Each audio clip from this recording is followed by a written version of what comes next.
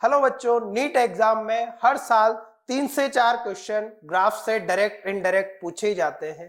भले ये 3 से 4 क्वेश्चन है, लेकिन अगर ये तुमने सही कर लिए तो तुम दिल्ली एम्स में या फिर AIR टॉप 100 में अपनी रैंक ला सकते हो। और मोर देन 95% स्टूडेंट ग्राफ के इन सवालों को गलत करते हैं, क्योंकि ग्राफ को समझते नहीं है, वो रटने की कोशिश करते हैं। और एग्जाम हॉल में जैसे ही वेरिएबल बदलते हैं, ग्राफ के सवाल उनके गलत हो जाते हैं। तो आज के इस वीडियो में हम फिजिक्स के इंपॉर्टेंट ग्राफ डिस्कस करेंगे, और कंप्लीट वीडियो देखने के बाद एग्जाम हॉल में आप ग्राफ का कोई भी क्वेश्चन 5 से 10 सेकंड में इजीली कर पाओगे। पूरा वीडियो देखने के बाद आपको खुद को लगेगा कि ग्राफ को रटने की जरूरत है ही नहीं, बस समझने की जरूरत है। तो चलिए स्टार्ट करते हैं, ग्राफ के वीडियो को आगे बढ़ाते हैं। सबसे पहले बात करते हैं ग्राफ में हम स्लोप की, कि कोई भी ग्राफ हमें दे रखा है y और x वेरिएबल के बीच में, तो उस ग्राफ का जो स्लोप है वो लिखा जाता है dy बाई dx से, जहां ये y वाले एक्सिस का वेरिएबल है और ये x वाले एक्सिस का वेरिएबल है। तो dy बाई dx से हम उस yx कर्व का क्या लिख पाएंगे, स्लोप। जैसे कोई भी कर्व है हमारे पास, v और t कर्व है, जहां v वेलोसिटी है और t क्या है, टाइम है। तो स्लोप ऑफ vt कर्व हम क्या लिखेंगे, y की जगह तो आ जाएगा v और x की जगह आ जाएगा t, तो ये बन गया dv बाई dt। और dv बाई dt सब बच्चे जानते हैं कि इंस्टेंटेनियस एक्सेलरेशन होता है।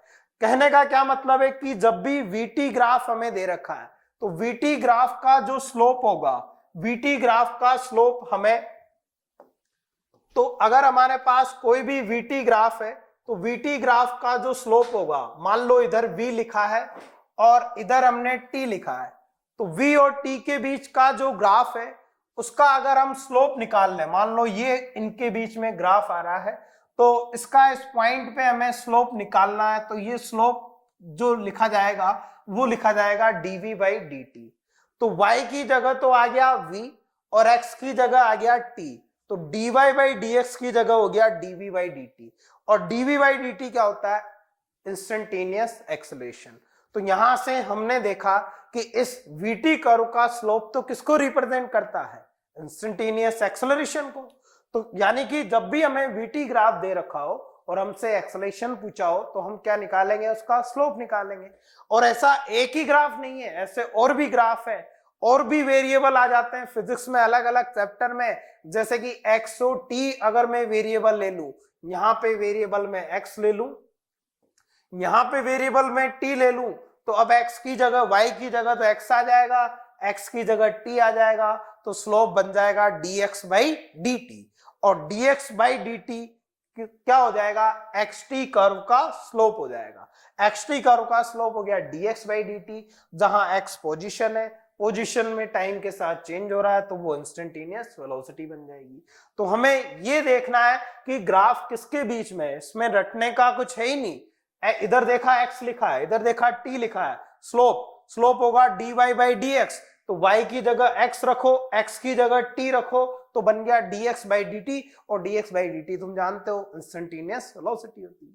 और ग्राफ देख लो कि यहां पर हमने स्लोप ऑफ pt कर्व, इधर तो लिखा p यानी कि मोमेंटम, इधर लिखा टाइम, तो y की जगह तो लिख दो क्या p, और x की जगह क्या लिख दो t, तो बनेगा dp बाई dt। और dp बाई dt क्या है, rate of change in momentum. dp by dt क्या है, इंस्टेंटेनियस फोर्स। तो यानी कि अगर p और t कर्व है, मोमेंटम टाइम कर्व है, तो उसका स्लोप हमें क्या देगा, इंस्टेंटेनियस फोर्स की वैल्यू दे देगा, कि किसी इंस्टेंट पे कितना फोर्स है। अगर p और t कर्व दे रखा है, तो उस इंस्टेंट पे फोर्स पूछा है, उस इंस्टेंट पे स्लोप निकाल लो। स्लोप जानते हो, लाइन है तो tan थीटा स्लोप होगा, अगर कर्व है तो टेंजेंट बनाओ, उस टेंजेंट का स्लोप निकालो। तो स्लोप की अलग कहानी है, लेकिन हमें ये पता होना चाहिए, अगर हमें स्लोप निकालना आता है तो ये भी पता होना जरूरी है कि किस ग्राफ का स्लोप हमें क्या देता है। ठीक है, तो हमसे वो पूछता है, मान लो इंस्टेंटेनियस फोर्स बताओ, हमें कर्व दे दिया P और T, तो हमें ये तो पता होना चाहिए कि एक तो F हो गया, एक P हो गया और एक T हो गया। तो P और T के बीच में तो ग्राफ दे रखा है, और पूछ हमसे क्या रहा है, फोर्स। पूछ हमसे क्या रहा है, फोर्स। तो फोर्स क्या लिखा जाएगा, dp बाई dt, और dp बाई dt क्या है, मोमेंटम टाइम कर्व का स्लोप। तो अगर मोमेंटम टाइम कर्व दे रखा है तो हम स्लोप निकाल लेंगे तो फोर्स मिल जाएगा। ठीक है, और भी वेरिएबल है फिजिक्स में, जैसे wt हो गया, w है वर्क, t है टाइम, तो वर्क टाइम ग्राफ हो गया तो उसका स्लोप क्या लिखा जाएगा, यहाँ w लिख देंगे, और यहाँ w लिखेंगे तो यहाँ w आ जाएगा, यहाँ t है तो यहाँ t आ जाएगा, तो dw by dt instantaneous power होती है। फॉर्मूले तो याद होने चाहिए ना, फॉर्मूले का वीडियो मैंने बना ही रखा है 11th क्लास के वीडियो का, जो है फॉर्मूला, जितने भी फॉर्मूले हैं उनका वीडियो अपने अपलोडेड है बीवाइस के चैनल पे ही, तो वहां से तुम देख सकते हो। तो ये फॉर्मूले तो याद होने चाहिए, लेकिन फॉर्मूला याद होने के बाद भी स्ट्राइक नहीं करता है कि ग्राफ से हम कैसे चीजें निकाल सकते हैं। ठीक है, तो स्लोप ऑफ WT कर्व वो बनेगा dw बाई dt, वो इक्वल टू हो जाएगा P इंस्टेंटेनियस। ऐसे slope of UR curve, U है पोटेंशियल एनर्जी, R है पोजीशन, तो यहां लिख दूं अगर U, यहां लिख दूं R, तो बताओ स्लोप बनाओ, तुम खुद स्लोप बनाओ इससे, तो स्लोप क्या बनेगा यहां से, इधर तो मैंने लिख दिया U, इधर लिख दिया मैंने R, अब तुम खुद अगर इससे स्लोप बनाओगे तो वो स्लोप क्या बनेगा, देखो तो इधर तो लिखा मैंने U, इधर लिखा R, तो बनेगा स्लोप du बाई dr। क्या du बाई dr कुछ होता है, किसको बताता है, फॉर्मूला याद हो तो du बाई dr होता है F equal to minus du by dr, ये फोर्स होता है। तो du बाई dr तो क्या हो गया, स्लोप हो जाएगा इसका, तो du बाई dr तो क्या हो गया, ur कर्व का स्लोप, उसके आगे माइनस लगा दूं तो क्या आ जाएगा, फोर्स आ जाएगा। कि स्लोप नेगेटिव हुआ अगर तो फोर्स पॉजिटिव हो जाएगा, स्लोप पॉजिटिव हुआ तो फोर्स नेगेटिव हो जाएगा। तो u और r कर्व है या u और x कर्व है, तो u और x कर्व का स्लोप होगा du बाई dx, और du बाई dx का नेगेटिव किसके इक्वल होगा, फोर्स के। तो इस तरह से हम क्या कैलकुलेट कर सकते हैं, फोर्स को कैलकुलेट कर सकते हैं, ग्राफ u और r से भी कैलकुलेट किया जा सकता है। आगे चलते हैं, देखो फाई एंड टी कर्व, वही बात करते हैं वापस कि एक तो हो गया फाई यानी कि फ्लक्स, और एक हो गया टाइम, तो इसका जो स्लोप होगा फ्लक्स टाइम कर्व का स्लोप, y एक्सिस पे फ्लक्स लिख दिया, x एक्सिस पे टाइम लिख दिया, तो इसका स्लोप होगा d फाई बाई dt। तो d फाई बाई dt क्या होता है, EMF होता है, इंड्यूस EMF, हम EMI में पढ़ते हैं Faraday's law, E equal to D phi by D T, magnitude जो है, और माइनस लेंस लॉ के अकॉर्डिंग हम माइनस लगाते हैं, तो D phi by D T यानी कि slope of phi T curve, उसके आगे हम क्या लगा दें, माइनस। तो कहने का क्या मतलब है कि अगर मान लो हमें क्वेश्चन में फाई टी कर्व दे दिया, इधर तो लिख दिया फाई, इधर लिख दिया टी, तो अगर हमें क्वेश्चन में फाई टी कर्व दे दिया और ये मान लो ये ग्राफ है, तो हम इसका स्लोप निकाल लेंगे D phi by D T, हम इसका स्लोप निकाल लेंगे, लाइन है थीटा है, एंगल दे दिया, तो D phi by D T तो इसका स्लोप बन गया। लेकिन स्लोप ईएमएफ के इक्वल नहीं है, उसका माइनस अगर हम ले तो वो ईएमएफ के इक्वल है, तो ई इक्वल टू बन जाएगा माइनस का D phi by D T, slope of phi T curve, तो ये आ जाएगा यहां से। तो जब भी फाई टी कर्व दे रखा है उसका स्लोप पॉजिटिव तो ईएमएफ नेगेटिव, स्लोप कांस्टेंट तो ईएमएफ कांस्टेंट, स्लोप जीरो तो ईएमएफ जीरो, तो इस तरह के सवाल भी इससे बन जाते हैं। आगे चलते हैं, देखो स्लोप ऑफ आईटी कर्व, आई मतलब करंट, टी मतलब टाइम, तो आईटी कर्व है तो D I by D T, ये तो हो गया y, ये हो गया x, तो D I by D T, इसको लिख दो ऊपर, इसको लिख दो नीचे, फाई टी कर्व है तो फाई ऊपर टी नीचे, D phi by D T, तो ये D I by D T बन जाएगा।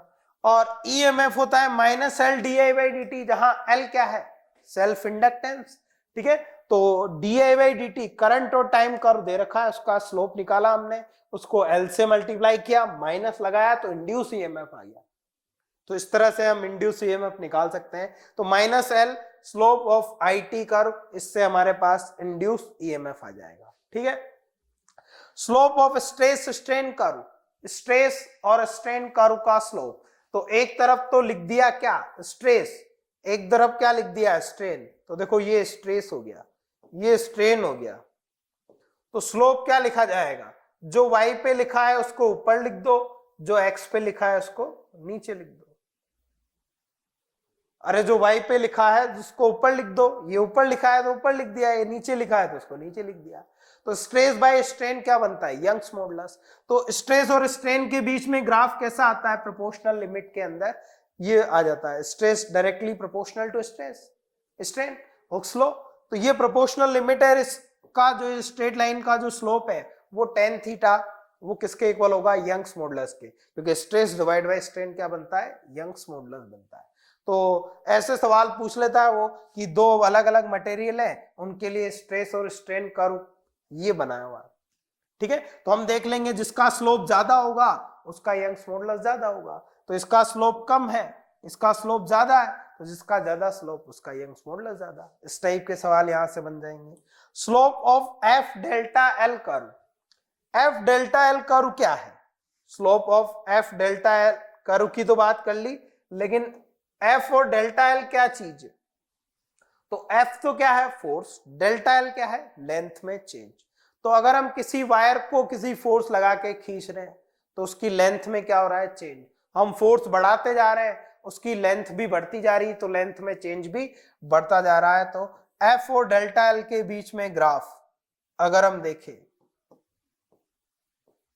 तो delta L equal to formula होता है F L by A Y, तो F इक्वल टू हो जाता है A Y by L into delta L, ये बन जाता है।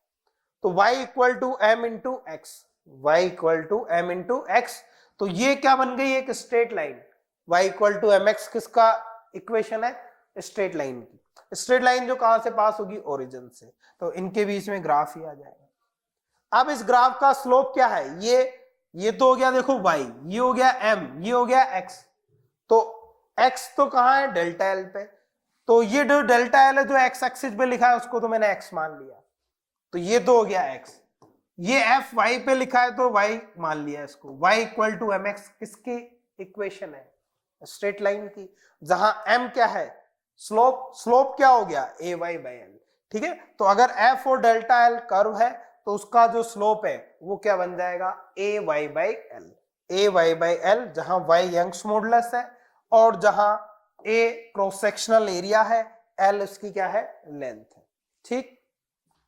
आगे चलते हैं। Magnitude of slope of F X curve, F और एक्स का कर्व नीट में पूछा गया है। एफ और एक्स के बीच का जो कर्व है, एफ और एक्स के बीच का अगर हम कर्व बनाए देखो तो कैसा बनेगा? तो एफ और एक्स दोनों के बीच में हम रिलेशन देख पा रहे हैं, ये रिलेशन है। तो देखो कैसे करते हैं ग्राफ को, जो y एक्सिस पे लिखा है उसको y मान लो, जो x एक्सिस पे लिखा है उसको क्या मान लो? x मान लो। अब यहां रखो, f तो क्या है? y है, तो यहां y लिख दो, ठीक है। x क्या है? x है, तो कैपिटल X लिख दो। तो y equal to M X हो गया, y equal to M X हो गया। अब m कैसा आ रहा है? माइनस के, m नेगेटिव मतलब स्लोप नेगेटिव, इंटरसेप्ट नहीं है, y equal to M X plus C, C zero है। इंटरसेप्ट जीरो मतलब ओरिजिन से पास होगी लाइन, इंटरसेप्ट जीरो मतलब ओरिजिन से पास हो गई लाइन, और स्लोप नेगेटिव, तो स्लोप नेगेटिव यानी कि ये ग्राफ आ जाए। तो इसका जो स्लोप आएगा वो कितना आएगा? माइनस के आएगा। इसका जो स्लोप आएगा वो कितना आएगा? माइनस के। और अगर मैं स्लोप का मोड ले लूं तो के आ जाएगा। तो के क्या है यहां पर? Spring constant. तो ये स्प्रिंग फोर्स था, स्प्रिंग फोर्स और एक्स के बीच का ग्राफ है जो पूछा गया है, ठीक है। तो एफ और के एक्स अगर मैं देखूं तो इसका जो भी स्लोप होगा, मान लो यहां एंगल दे दिया तुम्हें कुछ, तो ये जो एंगल है उससे हम टेन थीटा निकालेंगे, टेन थीटा स्लोप बन जाएगा, और ये एंगल ग्रेटर देन 90 डिग्री है तो उसका मोड लेंगे तो स्प्रिंग कांस्टेंट आ जाएगा। तो एफ फोर्स, स्प्रिंग फोर्स और एक्स का जो ग्राफ है उसका स्लोप का मैग्नीट्यूड स्प्रिंग कांस्टेंट के इक्वल हो जाएगा। तो यहां से भी क्वेश्चन बनता है। आगे चलते हैं। तो नेक्स्ट काइनेटिक एनर्जी और पी स्क्वायर, इन दोनों के बीच में ये रिलेशन है, मोमेंटम और काइनेटिक एनर्जी के बीच में, और हमें ग्राफ बनाना है मान लो काइनेटिक एनर्जी और पी के बीच में। तो क्या करेंगे, देखो क्या तरीका है कि जो भी y एक्सिस पे वेरिएबल लिखा है उसको y मान लो, जो भी x एक्सिस पे वेरिएबल लिखा है उसको x मान लो। तो काइनेटिक एनर्जी को तो y मान लो, और जो x एक्सिस पे लिखा है उसको x मान लो। तो इसको तो हमने y मान लिया काइनेटिक एनर्जी, और जो मोमेंटम p लिखा है उसको x मान लिया। अब जो भी फॉर्मूला है, जो भी रिलेशन है, उसमें वो वैल्यू पुट कर दो। तो काइनेटिक एनर्जी की जगह रख दो y, p मोमेंटम है, p को क्या माना है x ही क्यों माना है, क्योंकि x एक्सिस पे p लिखा हुआ है, तो x लिख दिया, और उसका स्क्वायर हो रहा है तो x का भी स्क्वायर कर दो, डिवाइड बाय 2f। तो y और x के बीच में अगर मैं रिलेशन देखूं तो ये आ रहा है, और ये रिलेशन तुम जानते हो किसका होता है, पैराबोला का। जो नहीं जानते वो जान लो कि y और x के बीच में ऐसा रिलेशन है, डबल पावर है, तो वो पैराबोलिक रिलेशन होगा। ठीक है, अब किधर खुलेगा ये पैराबोला, जिसकी पावर कम होती है, y की कम है तो उधर खुलेगा। y मतलब y एक्सिस की तरफ, काइनेटिक एनर्जी की तरफ। तो जो पैराबोला बनेगा वो इस टाइप का पैराबोला है। ठीक है, न्यू बनेगा है, तो ये ऊपर की तरफ खुलेगा। ठीक है, अगला ग्राफ है किसके बीच में, काइनेटिक एनर्जी और पी स्क्वायर के बीच में। इस ग्राफ को हम क्या नाम दे सकते हैं, kinetic energy versus P square. इस ग्राफ को हम क्या नाम देंगे, काइनेटिक एनर्जी वर्सेस पी। तो जो बच्चा रट के गया कि काइनेटिक एनर्जी और मोमेंटम के बीच में पैराबोला बनेगा, ठीक है, क्या यहां पैराबोला बनेगा क्या, देखते हैं। देखो, क्या वेरिएबल बदलने से ग्राफ बदल जाएगा क्या, देखते हैं। तो काइनेटिक एनर्जी y एक्सिस पे लिखा है तो इसको y मान लो, और x एक्सिस पे क्या लिखा है, p स्क्वायर। तो p स्क्वायर पूरे को ही क्या मानना है, जो भी x एक्सिस पे लिखा है उसको x मानना है, ये x हो गया। अब जो फॉर्मूला है उस पे चलो, कि काइनेटिक एनर्जी की जगह तो रख दो क्या y, और p स्क्वायर किसके इक्वल है, x के, तो p स्क्वायर की जगह x रख दो, डिवाइड बाई 2m। y की पावर 1, x की पावर 1, तो हम बोल सकते हैं कि y और x के बीच में तो ऐसा रिलेशन आ रहा है। और ये रिलेशन तो किसका होता है, स्ट्रेट लाइन का होता है, मतलब इन दोनों के बीच में क्या बनेगी, स्ट्रेट लाइन बनेगी। यानी कि जो बच्चा रट के जाएगा कि पैराबोला बनेगा काइनेटिक एनर्जी और मोमेंटम के ग्राफ में, तो हमेशा, तो यहाँ ऐसा नहीं, यहाँ काइनेटिक एनर्जी और मोमेंटम के स्क्वायर के बीच का ग्राफ है, तो वो स्ट्रेट लाइन है, वो पैराबोला नहीं है। आगे चलते हैं, ये ग्राफ है काइनेटिक एनर्जी और 1/p स्क्वायर के बीच में। तो ये लिखा हुआ है 1/p स्क्वायर, तो 1/p स्क्वायर एक्स एक्सिस पे लिखा है तो इसको हमने x मान लिया, और काइनेटिक एनर्जी y पे लिखा है तो इसको हमने y मान लिया। अब हमारे रिलेशन पे आते हैं, फॉर्मूले पे आते हैं। काइनेटिक एनर्जी की जगह तो लिख दो y। अब p की जगह क्या लिखें, देखो, तो 1/p स्क्वायर अगर x है तो क्रॉस मल्टीप्लाई कर दो, तो p square equal to 1/x आ जाएगा। तो ये जो p स्क्वायर है उसकी जगह 1/x आ जाएगा। तो यहां से मैं देख पा रहा हूं कि y और x के बीच में तो ऐसा रिलेशन है कि एक बढ़ेगा तो दूसरा कम होगा, और ये इक्वेशन किसको बताती है, रेक्टेंगुलर हाइपरबोला को। यानी कि इनके बीच में जो ग्राफ बनेगा वो रेक्टेंगुलर हाइपरबोला बन जाएगा। कहने का मतलब है कि रिलेशन वही है, फॉर्मूला वही है, वेरिएबल भी वही है, काइनेटिक एनर्जी और मोमेंटम, बस एक्स एक्सिस पे क्या प्लॉट किया है, वाई एक्सिस पे क्या प्लॉट किया है, उसके अकॉर्डिंग ग्राफ बदलते जा रहे हैं। पैराबोला से स्ट्रेट लाइन से रेक्टेंगुलर हाइपरबोला, तो कुछ भी बन सकता है। तो हम इसको रटेंगे तो ये वेरिएबल दे देगा तो फिर गलत हो जाएगा, इसको रटेंगे ये वेरिएबल दे दिया तो भी गलत हो जाएगा। तो रटना नहीं है, समझना है, देखना है। सबसे पहले जितने भी ग्राफ के सवाल है, सबसे इंपॉर्टेंट बात, पहला ही अटैक किस पे करो, y एक्सिस और एक्सिस पे क्या लिखा है, उसके बाद आगे सोचो, ग्राफ में क्या करना है। कोई भी ग्राफ का सवाल हो, सबसे पहले तो ये देखो कि वेरिएबल किसके बीच में ये ग्राफ बना हुआ है। ठीक है, ये चीज तुम्हारे काइनेमेटिक्स के ग्राफ के सोल्व करने में भी काम में आएगी। फिर उसके बाद चलो, और ग्राफ का सवाल आ गया, मान लो 4 ग्राफ बने हुए हैं क्वेश्चन में, तो एलिमिनेशन वाली अप्रोच लगाओ कि 3 कौन से ज्यादा गलत है। कई बार ऐसा होता है कि हम एग्जैक्ट ग्राफ नहीं पता कर पाते, लेकिन हम ये पता कर पाते हैं कि 3 तो पक्के गलत है, तो 3 गलत है तो फिर जो बचा हुआ वो क्या है, सही है। तो 3 पे तो हमें कॉन्फिडेंस होता है कि ये तो गलत है ही सही। तो कई बार हमें ग्राफ में इस तरह से भी सोचना पड़ता है कि 3 गलत है तो फिर जो बचा हुआ है वही क्या होगा, सही होगा। 11th क्लास में अगर हम एलएनएम की बात करें, एनएलएम की, तो एनएलएम में ये ग्राफ आता है फ्रिक्शन का और अप्लाइड फोर्स का, कि अगर हम कोई ऑब्जेक्ट रखा है उसको खींच रहे हैं, फोर्स लगा के चलाने की कोशिश कर रहे हैं और वहां फ्रिक्शन प्रेजेंट है, तो जब तक अप्लाइड फोर्स लिमिटिंग फोर्स को क्रॉस नहीं करेगा तब तक बॉडी रेस्ट पे रहेगी, और क्रॉस कर जाएगा तो चल जाएगी, और चल जाएगी तो काइनेटिक फ्रिक्शन लग जाएगा। और काइनेटिक फ्रिक्शन एक कांस्टेंट मैग्नीट्यूड का फोर्स है जिसका मैग्नीट्यूड हम निकालते हैं फॉर्मूले से म्यू के इंटू एन से, ठीक है। लेकिन जब तक अप्लाइड फोर्स हमारा लिमिटिंग फ्रिक्शन से कम रहेगा तब तक बॉडी रेस्ट पे रहेगी, और बॉडी रेस्ट पे रहेगी स्टैटिक फ्रिक्शन लगेगा, और स्टैटिक फ्रिक्शन लगेगा तो जितना हमने लगाया अप्लाइड फोर्स उतना ही स्टैटिक फ्रिक्शन वहां पर लगेगा। जैसे हमने कोई ब्लॉक ले लिया और वो ब्लॉक रेस्ट पे है और उस पे हमने फोर्स लगाया अप्लाइड फोर्स, तो अप्लाइड फोर्स हम बढ़ाते जा रहे हैं, तो यहाँ फ्रिक्शन प्रेजेंट है तो इधर फ्रिक्शन इसको रोकता जा रहा है।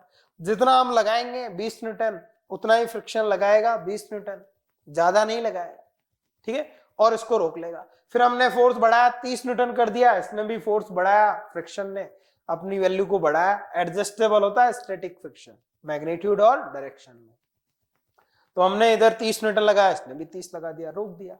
हमने 40 लगाया, इसने भी 40 लगा दिया, यानी कि अप्लाइड फोर्स उतना ही लग रहा है, अप्लाइड फोर्स लगा रहे हैं तो फ्रिक्शन उतना ही लग रहा है जितना अप्लाइड फोर्स है। तो दोनों के बीच में एंगल कितना आएगा 45, 45 का मतलब है y इक्वल टू एक्स, दोनों बढ़ रहे हैं ना, कि f बढ़ा रहे हैं तो f भी बढ़ रहा है, y equal to M X, y equal to M X, तो x बढ़ रहा है तो y भी बढ़ रहा है। m कितना है 1, स्लोप कितना है 1, एंगल 45, क्योंकि जितनी वैल्यू इसकी है x की उतनी y की, जितनी अप्लाइड फोर्स की उतनी स्टैटिक फ्रिक्शन की, तो एंगल यहाँ कितना आएगा 45। लेकिन ये बढ़ता जाएगा, एक लिमिट के बाद नहीं बढ़ सकता, हम बॉडी को नहीं रोक सकते, फ्रिक्शन नहीं रोक सकता चलने से क्योंकि हमने फोर्स ज्यादा लगा दिया। तो इस वैल्यू तक तो वो क्या हो रहा है, रुक रहा है, लिमिटिंग रोक पा रहा है। लेकिन जैसे तुम अप्लाइड फोर्स को लिमिटिंग से ज्यादा करोगे चल जाएगा तो काइनेटिक फ्रिक्शन लग जाएगा। काइनेटिक की वैल्यू लिमिटिंग यानी कि स्टैटिक की मैक्सिमम वैल्यू से कम होती है, क्योंकि mu S greater than mu के होता है। वो अलग बात है हम कुछ नहीं देते हैं तो दोनों को इक्वल मान लें, तो इसलिए इसका ग्राफ थोड़ा सा नीचे बना है, एक किंक यहां पर आया है, ठीक है। वो क्यों आया है, क्योंकि mu S greater than mu के है। उसके बाद काइनेटिक फ्रिक्शन कैसा हो जाता है, कांस्टेंट। अब अप्लाइड फोर्स कितना ही बढ़ाओ काइनेटिक फ्रिक्शन में कोई चेंज नहीं आता है। और ग्राफ की बात करें तो ये ग्राफ है पोटेंशियल एनर्जी और एक्स के बीच में। स्प्रिंग अगर नेचुरल लेंथ में है, नेचुरल लेंथ से हमने उसको एक्स खींचा है, तो एक्स एलोंगेशन नेचुरल लेंथ से खींचने पे उसकी पोटेंशियल एनर्जी बढ़ेगी। या एक्स कंप्रेस किया है तो देखो ये लिखा है वाई एक्सिस पे, ये लिखा है एक्स एक्सिस पे, तो जो एक्स पे लिखा है उसको एक्स मान लिया। स्प्रिंग की पोटेंशियल एनर्जी यू वाई है तो ये वाई हो गया, और एक्स है तो ये एक्स हो गया। तो देखो वाई और ये तो कांस्टेंट है ही सही, तो Y equal to A X square, ये किसकी इक्वेशन है, पैराबोला की। यानी कि ग्राफ कैसा बनेगा इनके बीच में, पैराबोला बनेगा। लेकिन ये पैराबोला तब बनेगा जब ग्राफ u और x के बीच में हो, जब ग्राफ किसके बीच में हो, u और x के। अगर वो वेरिएबल बदल देगा कि उसने बोल दिया कि ग्राफ u और x स्क्वायर के बीच में, तो जैसे उसको यहां x स्क्वायर कर दिया उसने, तो अब हमारे x एक्सिस पे x ना हो के x स्क्वायर है तो उसको x मानो। जो भी लिखा है रूट x लिखा है, x क्यूब लिखा है, x स्क्वायर लिखा है, जो भी लिखा है उसको x मानो। अब ये जो फॉर्मूला है उसमें रख दो, तो x स्क्वायर की जगह अब क्या लिखोगे बताओ, x स्क्वायर को अब x मान लिया तो x लिख दोगे। y तो y है मान लो, u तो u ही है वहां पे, तो y और x दोनों के बीच में कैसा रिलेशन आ गया, स्ट्रेट लाइन का। इसको k मान लोगे तो y इक्वल टू mx, तो अब ग्राफ स्ट्रेट लाइन में बदल जाएगा। तो तुम रट के गए थे पैराबोला, लेकिन साथ में ये भी रटो ना फिर कि u और x के बीच में ग्राफ है तो पैराबोला है, लेकिन u और x स्क्वायर के बीच में ग्राफ है तो फिर वो स्ट्रेट लाइन है। तो रटने की कहाँ जरूरत है, अगर हमें कॉन्सेप्ट क्लियर है ग्राफ के, हमें ग्राफ बनाना आता है कोई भी वेरिएबल से, तो हम बना लेंगे, ठीक है, उसमें ज्यादा टाइम थोड़ी लगता है। तो ये u और x के बीच का ग्राफ आ गया, ठीक है। आगे बढ़ते हैं ग्राफ में। एक जो मैकेनिकल प्रॉपर्टीज ऑफ सॉलिड है उसमें ये ग्राफ है किसके बीच का, स्ट्रेस और स्ट्रेन के बीच का। हुक्स लॉ हमने पढ़ा कि stress directly proportional to strain. मैंने बताया भी तुम्हें ग्राफ में कि स्ट्रेस और स्ट्रेन प्रोपोर्शनल होते हैं एक प्रोपोर्शनल लिमिट तक, और उसका जो स्लोप है वो यंग्स मॉडुलस के इक्वल होता है। तो देखो यहां पर, यहां से यहां तक ये लिमिट प्रोपोर्शनल लिमिट है, ओ से लेके ए तक। तो ओ से ए तक तो स्ट्रेस और स्ट्रेन डायरेक्टली प्रोपोर्शनल है, लेकिन ए से बी में प्रोपोर्शनल नहीं है। देखो स्ट्रेट लाइन यहां से यहां बन रही है, लेकिन यहां थोड़ा सा कर्व आ गया, ठीक है। और ए तक अगर हम स्ट्रेस को यानी कि फोर्स को यानी कि लोड को अगर हटा देंगे, मान लो हम खींच रहे हैं, एलोंगेट कर रहे हैं, लोड हटा दिया यानी कि फोर्स हटा दिया, तो वापस रीस्टोरिंग प्रॉपर्टी की वजह से यानी कि इलास्टिसिटी की वजह से ऑब्जेक्ट अपनी नेचुरल लेंथ में यानी कि नेचुरल कंडीशन में आ जाएगा, अगर वो इलास्टिक लिमिट के अंदर तक डिफॉर्म किया गया है, ठीक है। तो बी तक इसकी इलास्टिक लिमिट है। अगर यहां से तुम उसको लोड हटा दोगे तो लोड हटाने के बाद वो वापस अपनी ओरिजिनल कंडीशन में आ जाएगा। लेकिन 20 से ज्यादा अगर तुमने स्ट्रेस बढ़ाया, सी तक कर दिया, अब लोड रिमूव करने के बाद वो वापस अपनी ओरिजिनल कंडीशन में तो आएगा, लेकिन कंप्लीटली नहीं आ पाएगा, ठीक है। कुछ ना कुछ उसमें परमानेंटली डिफॉर्मेशन बच जाएगा, और वो डिफॉर्मेशन ये 1% है कि जो भी हमने डिफॉर्मेशन किया है 1% डिफॉर्मेशन उसके अंदर बच जाएगा। अगर तुम सी पॉइंट तक स्ट्रेस बढ़ा के, फिर स्ट्रेस कैसे बढ़ाओगे, फोर्स बढ़ा के, तो फोर्स को हटा रहे हो तो कुछ ना कुछ उसमें परमानेंट सेट जिसको हम बोलते हैं वो बच जाएगा। अगर तुमने और स्ट्रेस बढ़ाया तो स्ट्रेन भी और बढ़ रहा है, देखो स्ट्रेस बढ़ रहा है, स्ट्रेन भी बढ़ रहा है, और स्ट्रेस बढ़ाया इस पॉइंट के आगे भी, तो देखो स्ट्रेस तो कम बढ़ रहा है लेकिन स्ट्रेन ज्यादा बढ़ रहा है। इसके बाद सी वाले पॉइंट के बाद अगर तुम देखो सी से डी तक, ये डी पॉइंट है, तो सी से डी में देखो इधर की तरफ ढलान हो रहा है इसका। पहले तो दोनों बराबर बढ़ रहे थे, ठीक है, प्रोपोर्शनली बढ़ रहे थे, उसके बाद स्ट्रेस कम बढ़ रहा है, देखो इतना सा स्ट्रेस बढ़ा है लेकिन स्ट्रेन इतना बढ़ गया, तो उसके बाद जो है थोड़ा सा डिफॉर्मेशन आसान हो गया एक तरह से सी से डी के बाद। तो सी से डी वाले रीजन में वो थोड़ा सा स्ट्रेस बढ़ा रहे हैं तो स्ट्रेन और ज्यादा बढ़ रहा है, और ये मैक्सिमम लिमिट है, अल्टीमेट स्ट्रेस हम इसको बोलते हैं। ये बताता है कि कोई भी मटेरियल मैक्सिमम कितना स्ट्रेस झेल सकता है।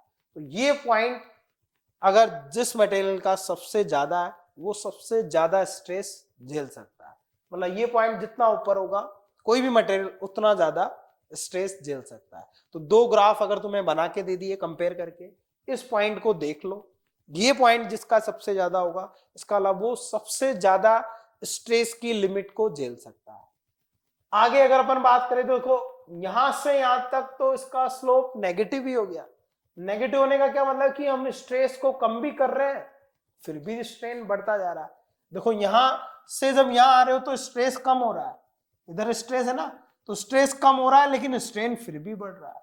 तो ये वो पॉइंट है डी पॉइंट जिसके बाद स्ट्रेस कम भी कर दोगे, फोर्स को कम भी कर दोगे, तब भी स्ट्रेन बढ़ेगा। स्ट्रेन बढ़ेगा मतलब डिफॉर्मेशन, स्ट्रेन होता है change in length divide by initial length. अगर लेंथ चेंज हो रही है तो लेंथ में चेंज आ रहा है, भले ही हमने फोर्स को कम कर दिया, तो कम करने से तो कम होना चाहिए, लेकिन नहीं, वो तो क्या हो रहा है, बढ़ता ही जा रहा है, मतलब फ्लो होने लग गया एक तरह से। अब वो टूटने वाला है मटेरियल, क्योंकि तुमने उससे मैक्सिमम लिमिट लगा दी। मैक्सिमम लिमिट लगा दी तो उसके बाद तो वो फ्लो होने लग जाएगा, एक तरह से फ्लो होने का लग खिंचने लग जाएगा, और एक पॉइंट ऐसा आएगा जहां वो ब्रेक हो जाएगा, और उस पॉइंट को हम क्या बोलते हैं, फ्रैक्चर पॉइंट बोलते हैं, ठीक है। तो ये वाला रीजन जो है और ये वाला रीजन दो अलग अलग रीजन है, इसको प्लास्टिक रीजन बोलते हैं, इधर वाले को हम इलास्टिक रीजन बोलते हैं। ठीक है, तो कुछ मटेरियल डक्टाइल होते हैं, कुछ मटेरियल ब्रिटल होते हैं। ठीक है, तो डक्टाइल मटेरियल मतलब जो खिंचते जाए, जैसे वायर बनाना है खींच रहा है। ठीक है, और डक्टाइल की जगह ब्रिटल है, तुरंत टूट गया मतलब कि ये वाला जो रीजन है उनका कम होगा। ठीक है, और जो डक्टाइल मटेरियल है उनके लिए ये रीजन थोड़ा ज्यादा होगा, ब्रिटल मटेरियल के रीजन कम होगा। उसमें ऐसे खिस्सा जो है, जैसे वायर को हम खींच रहा है, ऐसा नहीं। जैसे ग्लास ब्रिटल होता है, तुरंत टूट जाता है। ठीक है, तो उसके लिए ये रीजन थोड़ा कम होगा, किसके लिए? ब्रिटल के लिए।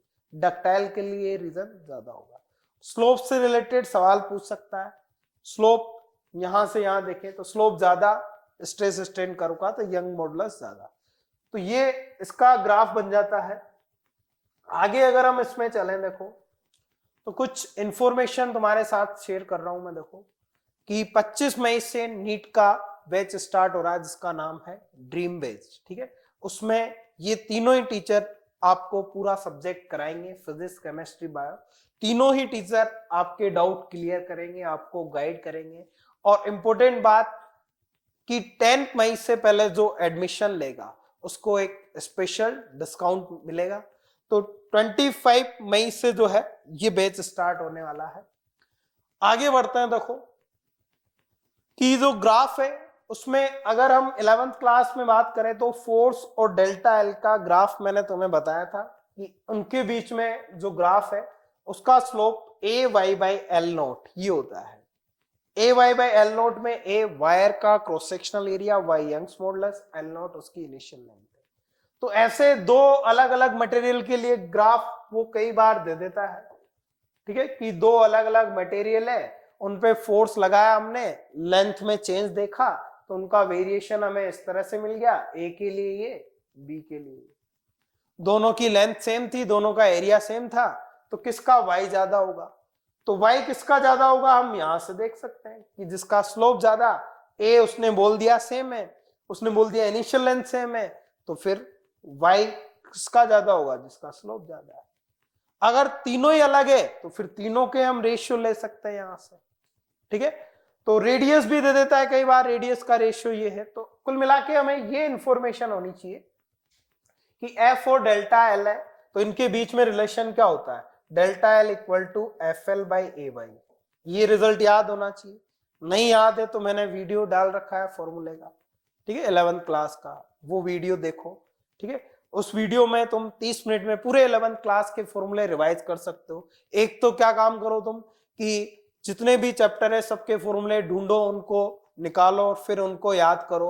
इसमें बहुत टाइम लग जाएगा, इसलिए मैंने एक ही वीडियो में 30 मिनट में तुम पूरी 11th रिवाइज कर सकते हो फॉर्मूले, तो वो वीडियो वहां से देख सकते हो। तो delta L equal to F L by A Y. तो यहां से अगर मैं देखूं तो डेल्टा एल तो एक्स हो गया और ये एफ वाई हो गया, तो मैं यहां से एफ लिख सकता हूं ए वाई बाई एल और इंटू डेल्टा एल।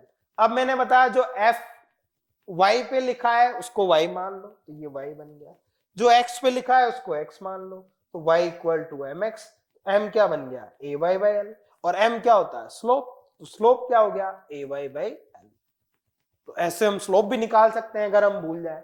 ठीक है, अब अगला स्ट्रेस और स्ट्रेन का, ये मैंने बताया था तुम्हें कि जिसका स्लोप ज्यादा है, तो यहां हमने देखा ये बी का स्लोप, ये ए का एंगल है, तो हमने देखा टेन थीटा ए ज्यादा है किससे? टेन थीटा बी से, मतलब slope of A greater than slope of B. तो बी का स्लोप ज्यादा है, बी का स्लोप ज्यादा है मतलब बी का ए का स्लोप ज्यादा है, मतलब ए का यंग्स मॉडुलस ज्यादा है। तो इस तरह से वो पूछ लेता है कि किसका यंग्स मॉडुलस ज्यादा है। ऐसे ग्राफ देखिए, रेशियो पूछ सकता है, एंगल दे देता है 30 डिग्री 45 डिग्री। किए होंगे तुमने सवाल।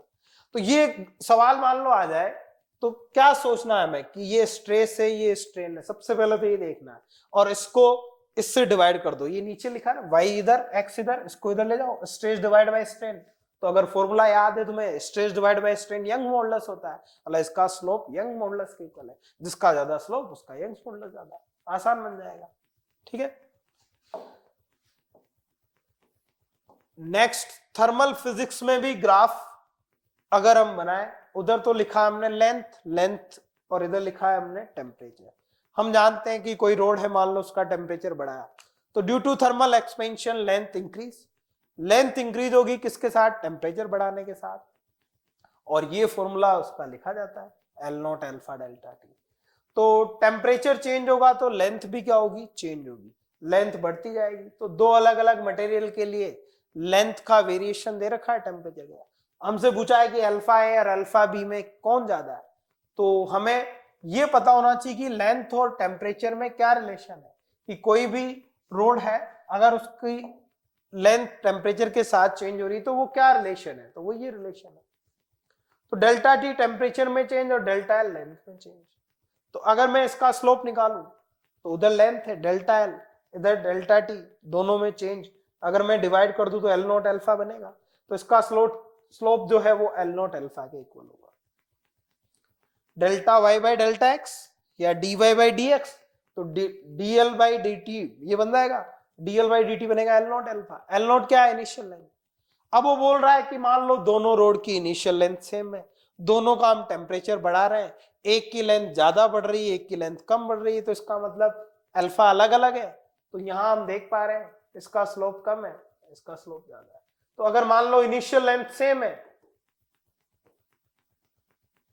मान लो कि इनिशियल लेंथ क्या है? सेम है, यानी कि एल नोट सेम है। अगर एल नोट सेम है तो स्लोप किसके इक्वल होगा? अल्फा के। तो स्लोप अगर अल्फा के इक्वल है तो अल्फा किसका ज्यादा होगा? तो हमने देखा कि बी का स्लोप कम है, ए का स्लोप ज्यादा है, तो ए का अल्फा ज्यादा होगा। तो अल्फा ए ग्रेटर देन अल्फा बी। ऐसा हम सोल्व कर पाएंगे।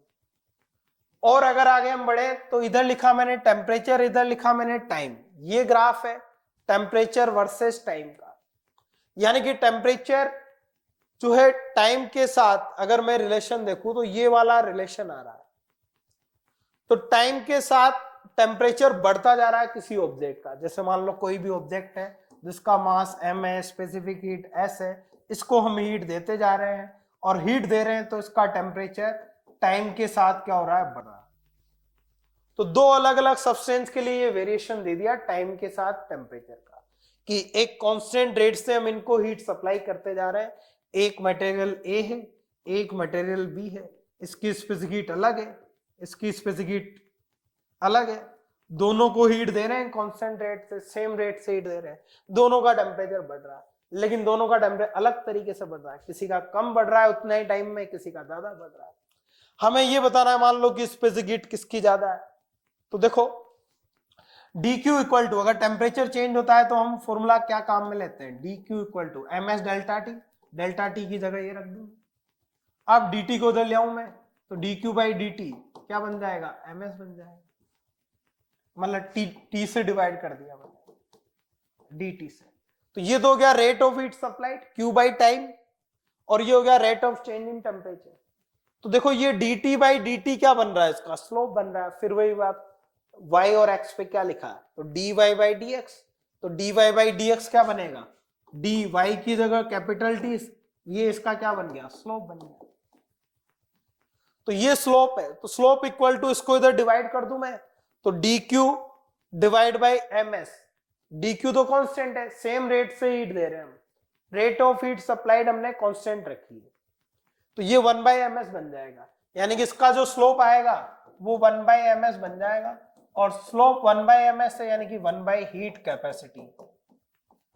हीट कैपेसिटी होती है, स्पेसिफिक हीट अलग चीज है। स्पेसिफिक हीट होती है 1 ग्राम का 1 डिग्री टेम्परेचर बढ़ाने के लिए रिक्वायर्ड हीट, और हीट कैपेसिटी होती है कि m ग्राम का 1 डिग्री टेम्परेचर बढ़ाने के लिए रिक्वायर्ड हीट, या पूरी बॉडी का 1 डिग्री टेम्परेचर बढ़ाने के लिए रिक्वायर्ड हीट जिसका मास m। तो स्लोप हीट कैपेसिटी के इनवर्सली प्रोपोर्शनल हो। अब अगर दोनों के मास सेम है तो m तो सेम होगा। अब स्पेसिफिक हीट जिसका स्लोप ज्यादा उसकी स्पेसिफिक हीट कम होगी, उल्टा है ना, स्लोप इधर है, स्पेसिफिक हीट इधर है। तो हमने देखा कि b का स्लोप कम है, a का स्लोप ज्यादा है, तो a की स्पेसिफिक हीट कम होगी और b की स्पेसिफिक हीट ज्यादा होगी। तो a की स्पेसिफिक हीट कम होगी, b की स्पेसिफिक हीट क्या होगी? ज्यादा होगी, क्योंकि हमने दोनों के मास सेम ही लिए। तो स्लोप ए का ज्यादा था लेकिन स्पेसिफिक हीट इसकी ज्यादा है, बी की, क्योंकि स्लोप के इनवर्सली प्रोपोर्शनल है। तो इस तरह से इससे भी सवाल पूछे जा सकते हैं। आगे बढ़े अगर हम थर्मल फिजिक्स में, तो डेंसिटी का हम टेम्परेचर के साथ वेरिएशन देखते हैं कि टेम्परेचर बढ़ाते हैं तो लेंथ भी बढ़ती है सॉलिड की, एरिया भी बढ़ता है, वॉल्यूम भी बढ़ता है। लेकिन लिक्विड और गैस में टेम्परेचर बढ़ाने पे बस वॉल्यूम में चेंज आता है, लेंथ और एरिया तो होता ही नहीं उनका। तो वॉल्यूम में चेंज आता है टेम्परेचर बढ़ाने पर। लिक्विड हो गया, गैस हो गया, अगर उसको अलाउ करें तो उसका वॉल्यूम क्या होगा, चेंज होगा। तो टेम्परेचर बढ़ाएंगे तो वॉल्यूम क्या होगा, बढ़ेगा। और मास तो वही रहेगा, मास थोड़ी बदल जाएगा। तो टेम्परेचर बढ़ाने पर वॉल्यूम क्या होगा, बढ़ेगा। और वॉल्यूम बढ़ेगा तो डेंसिटी को कम होना पड़ेगा। क्यों? क्योंकि मास तो क्या रहता है, कांस्टेंट रहता है। तो मास तो कांस्टेंट रहेगा, तो मास होता है डेंसिटी मल्टीप्लाई वॉल्यूम। तो हम जानते हैं कि जैसे हमने टेम्परेचर बढ़ाया वॉल्यूम बढ़ा, लेकिन डेंसिटी क्या हो जाएगी, कम हो जाएगी, क्योंकि वॉल्यूम और डेंसिटी इनवर्सली है। तो पानी के लिए अगर हम देखें तो ये ग्राफ जो हमने बना रखा है ये पानी के लिए, वाटर के लिए। तो वाटर थोड़ा अलग ही चलता है पूरी थर्मल फिजिक्स में। तो वाटर के लिए अगर हम देखें तो 4 डिग्री सेल्सियस पे डेंसिटी मैक्सिमम होती है, ठीक है। तो 0 से अगर हम 4 डिग्री चले, जैसे ये तो हो गया 0 डिग्री सेल्सियस, 0 डिग्री पे देखो इसका वॉल्यूम ये 1.0013। तो 0 से तुम टेम्परेचर बढ़ाओगे, 4 कर दोगे, 0 से बढ़ाते बढ़ाते 1 2 3 4 कर दिया पानी का टेम्परेचर। तो टेम्परेचर बढ़ने पे वॉल्यूम बढ़ना चाहिए था, लेकिन पानी का कम हो रहा है। तो ये बात थोड़ी हमें ध्यान रखनी है कि टेम्परेचर बढ़ाओगे तो वॉल्यूम पानी का बढ़ना चाहिए था, लेकिन टेम्परेचर बढ़ा रहे हैं तो वॉल्यूम देखो क्या होता जा रहा है, कम होता जा रहा है। कब तक कम हो रहा है, 1 2 3 4 4 डिग्री सेल्सियस तक कम हो रहा है। उसके बाद देखो टेम्परेचर बढ़ रहा है इधर, लेकिन वॉल्यूम भी बढ़ रहा है। तो उसके बाद तो टेम्परेचर बढ़ाने पे वॉल्यूम बढ़ रहा है। कहानी में ट्विस्ट कहां पर है, 0 से 4 डिग्री पे, कि 0 से अगर मैं 4 डिग्री पे जा रहा हूं तो टेम्परेचर बढ़ा रहा हूं तो वॉल्यूम कम हो रहा है बढ़ने की जगह, क्योंकि 4 डिग्री पे वॉल्यूम मिनिमम होता है। 4 डिग्री पे वॉल्यूम क्या होता है, मिनिमम होता है। तो सबसे कम वॉल्यूम कहां पर होता है, 4 डिग्री पर होता है पानी का। तो 0 से 4 पे जाओगे तो मिनिमम की तरफ जा रहे हो, तो कम ही तो होगा, ठीक है। तो 4 डिग्री पे मिनिमम है। अब 4 से ज्यादा पे जाओगे टेम्परेचर पे तब भी बढ़ेगा इसे। तो अगर 4 पे मिनिमम है तो मिनिमम है, इसका मतलब उससे ज्यादा टेम्परेचर पे भी ज्यादा ही वॉल्यूम है, उससे कम टेम्परेचर पे भी कम ही वॉल्यूम है। 4 से कम, 4 डिग्री सेल्सियस पे जो वॉल्यूम है उससे कम तो कहीं हो ही नहीं सकता, क्योंकि 4 पे मिनिमम होता है। तो बात ध्यान रखने वाली क्या है कि पानी का वॉल्यूम सबसे कम अगर होता है तो वो 4 डिग्री सेल्सियस पे होता है। तो अगर वॉल्यूम सबसे कम होगा बताओ तो क्या डेंसिटी सबसे ज्यादा होगी? तो अगले ग्राफ में यही है, डेंसिटी टेम्परेचर। तो वॉल्यूम तो देखो 4 डिग्री सेल्सियस 0 से 4 पे जा रहे हैं तो वॉल्यूम कम हो रहा है, और 0 से, ये 0 डिग्री है, 0 से 4 डिग्री पे जा रहे हैं तो डेंसिटी बढ़ रही है। तो यहां पर टेम्परेचर बढ़ाने पर डेंसिटी क्या हो रही है, बढ़ रही है। जबकि हम जानते हैं जनरल बात करें तो टेम्परेचर बढ़ाने पे वॉल्यूम बढ़ेगा, डेंसिटी क्या होगी, कम, लेकिन यहां तो डेंसिटी बढ़ रही है। तो ये जो रीजन है 0 से 4 डिग्री वाला, ये पानी के लिए थोड़ा स्पेशल है, स्पेशल रीजन है, ठीक है, क्योंकि यहां टेम्परेचर बढ़ाने पे डेंसिटी कम होने की बजाय बढ़ रही है। इसके बाद कोई दिक्कत नहीं है, इसके बाद टेम्परेचर बढ़ाओगे तो डेंसिटी क्या हो रही है, कम ही हो रही है। वॉल्यूम क्या हो रहा है, बढ़ रहा है, डेंसिटी क्या हो रही है, कम हो रही है। तो टेम्परेचर बढ़ाने पे इन जनरल वॉल्यूम बढ़ता है, डेंसिटी क्या होती है, कम होती है। लेकिन 0 से 4 डिग्री में अगर टेम्परेचर बढ़ाओगे पानी का, पानी के लिए बस, तो 0 से 4 डिग्री में टेम्परेचर बढ़ाओगे तो वॉल्यूम बढ़ने की जगह कम होगा, डेंसिटी कम होने की जगह बढ़ेगी, क्योंकि 4 डिग्री सेल्सियस पे डेंसिटी क्या होती है, मैक्सिमम। तो 4 से ज्यादा डेंसिटी पानी की और कहीं नहीं होती है। 4 पे कितनी होती है, 1 ग्राम पर सेंटीमीटर क्यूब, जो हम बोलते हैं 1, वो 4 डिग्री सेल्सियस पे होती है। यानी कि 4 डिग्री वाला पानी 3 डिग्री वाले या 2 डिग्री वाले पानी से थोड़ा भारी होगा। ठीक है, 0 डिग्री वाला पानी की डेंसिटी देख लो ये है, थोड़ा सा आगे गए 1 डिग्री पे डेंसिटी थोड़ी और बढ़ गई, फिर थोड़ा और आगे गए डेंसिटी और बढ़ गई। तो 4 डिग्री वाला पानी, 2 डिग्री वाला पानी, 3 डिग्री वाला पानी, सबकी डेंसिटी सेम नहीं होगी, हालांकि वो डिफरेंस बहुत कम है। तो अगर मैं बात करूं कि पानी जो ज्यादा भारी है, यानी कि भारी का मतलब ज्यादा डेंसिटी का है, वो नीचे रहेगा। ठीक है, तो जैसे 4 डिग्री वाला पानी, 3 डिग्री वाला पानी, 2 डिग्री वाला पानी, अगर हम इनको डाल दें एक साथ, तो 4 डिग्री वाला पानी सबसे नीचे, फिर 3 डिग्री, 2 डिग्री, 1 डिग्री, सबसे ऊपर रहेगा 0 डिग्री। और 0 डिग्री से कम वाला तो पानी होगा ही नहीं, फिर वो तो आइस बन जाएगा। तो इसीलिए जब बहुत ज्यादा सर्दी होती है, नेगेटिव टेम्परेचर होता है, जैसे कुछ कंट्रीज है, तो वहां पर देखो नीचे 4 डिग्री वाला पानी होता है क्योंकि वो भारी होता है, ऊपर 0 डिग्री वाला पानी होता है। और जब सराउंडिंग का टेम्परेचर नेगेटिव हो जाता है तो वो अपनी हीट को रिलीज कर देता है, और 0 डिग्री वाला पानी हीट रिलीज करेगा तो वो आइस में जम जाएगा। तो ऊपर आइस होता है, नीचे क्या होता है, पानी होता है। ठीक है, और वो पानी 4 डिग्री का होता है। तो इस तरह से वो नीचे उसके अंदर मछलियां तैरती रहती है पानी में, ऊपर बर्फ की लेयर जमी रहती है। तो वो पानी की एनोमलस बिहेवियर की वजह से ही है। तो सबसे इंपॉर्टेंट बात हमें ध्यान ही क्या रखनी कि 4 डिग्री पे डेंसिटी मैक्सिमम, 4 डिग्री पे वॉल्यूम मिनिमम। तो इससे और टेम्परेचर होगा तब भी वॉल्यूम ज्यादा ही होगा, इससे और टेम्परेचर होगा तब भी डेंसिटी कम ही होगी। अब वो क्वेश्चन पूछ लेता है कि एक कंटेनर है, उसमें पानी भरा हुआ पूरा, और इसमें जो पानी भरा है वो 4 डिग्री पर है। अब तुमने इसको हीट किया तो पानी बाहर आएगा या नहीं आएगा? इसको हीट किया, गर्म किया तो पानी बाहर आएगा नहीं आएगा? या ठंडा किया इसको तो पानी बाहर आएगा नहीं आएगा? तो कंप्लीटली फिल्ड है।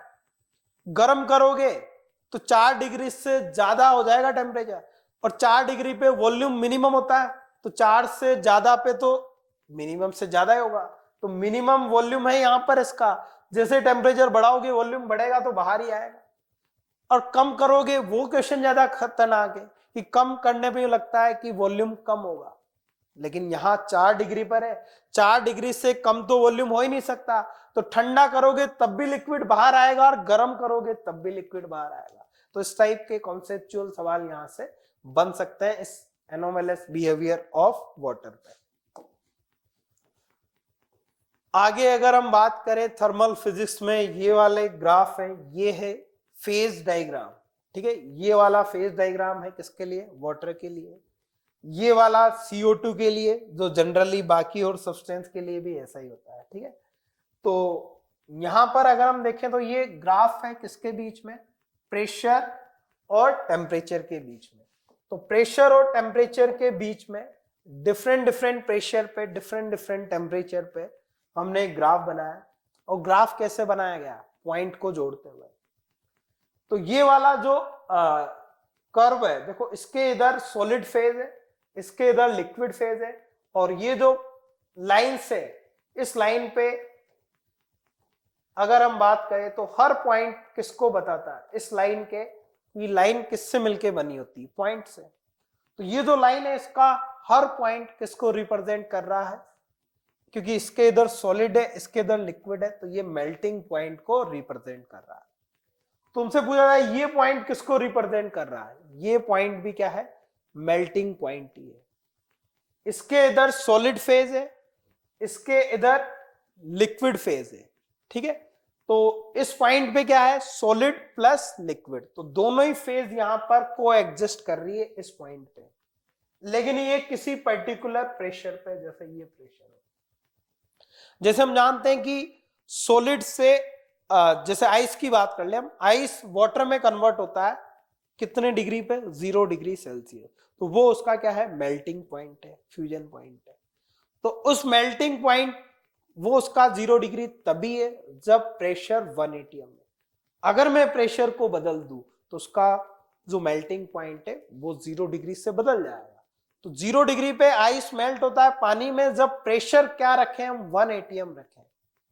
तो ऐसे अलग अलग प्रेशर पे हमें मेल्टिंग पॉइंट अलग अलग मिलेंगे, और ये पूरी लाइन उन्हीं पॉइंट को जोड़ते हुए, मेल्टिंग पॉइंट को जोड़ते हुए बनाई गई है अलग अलग प्रेशर पे।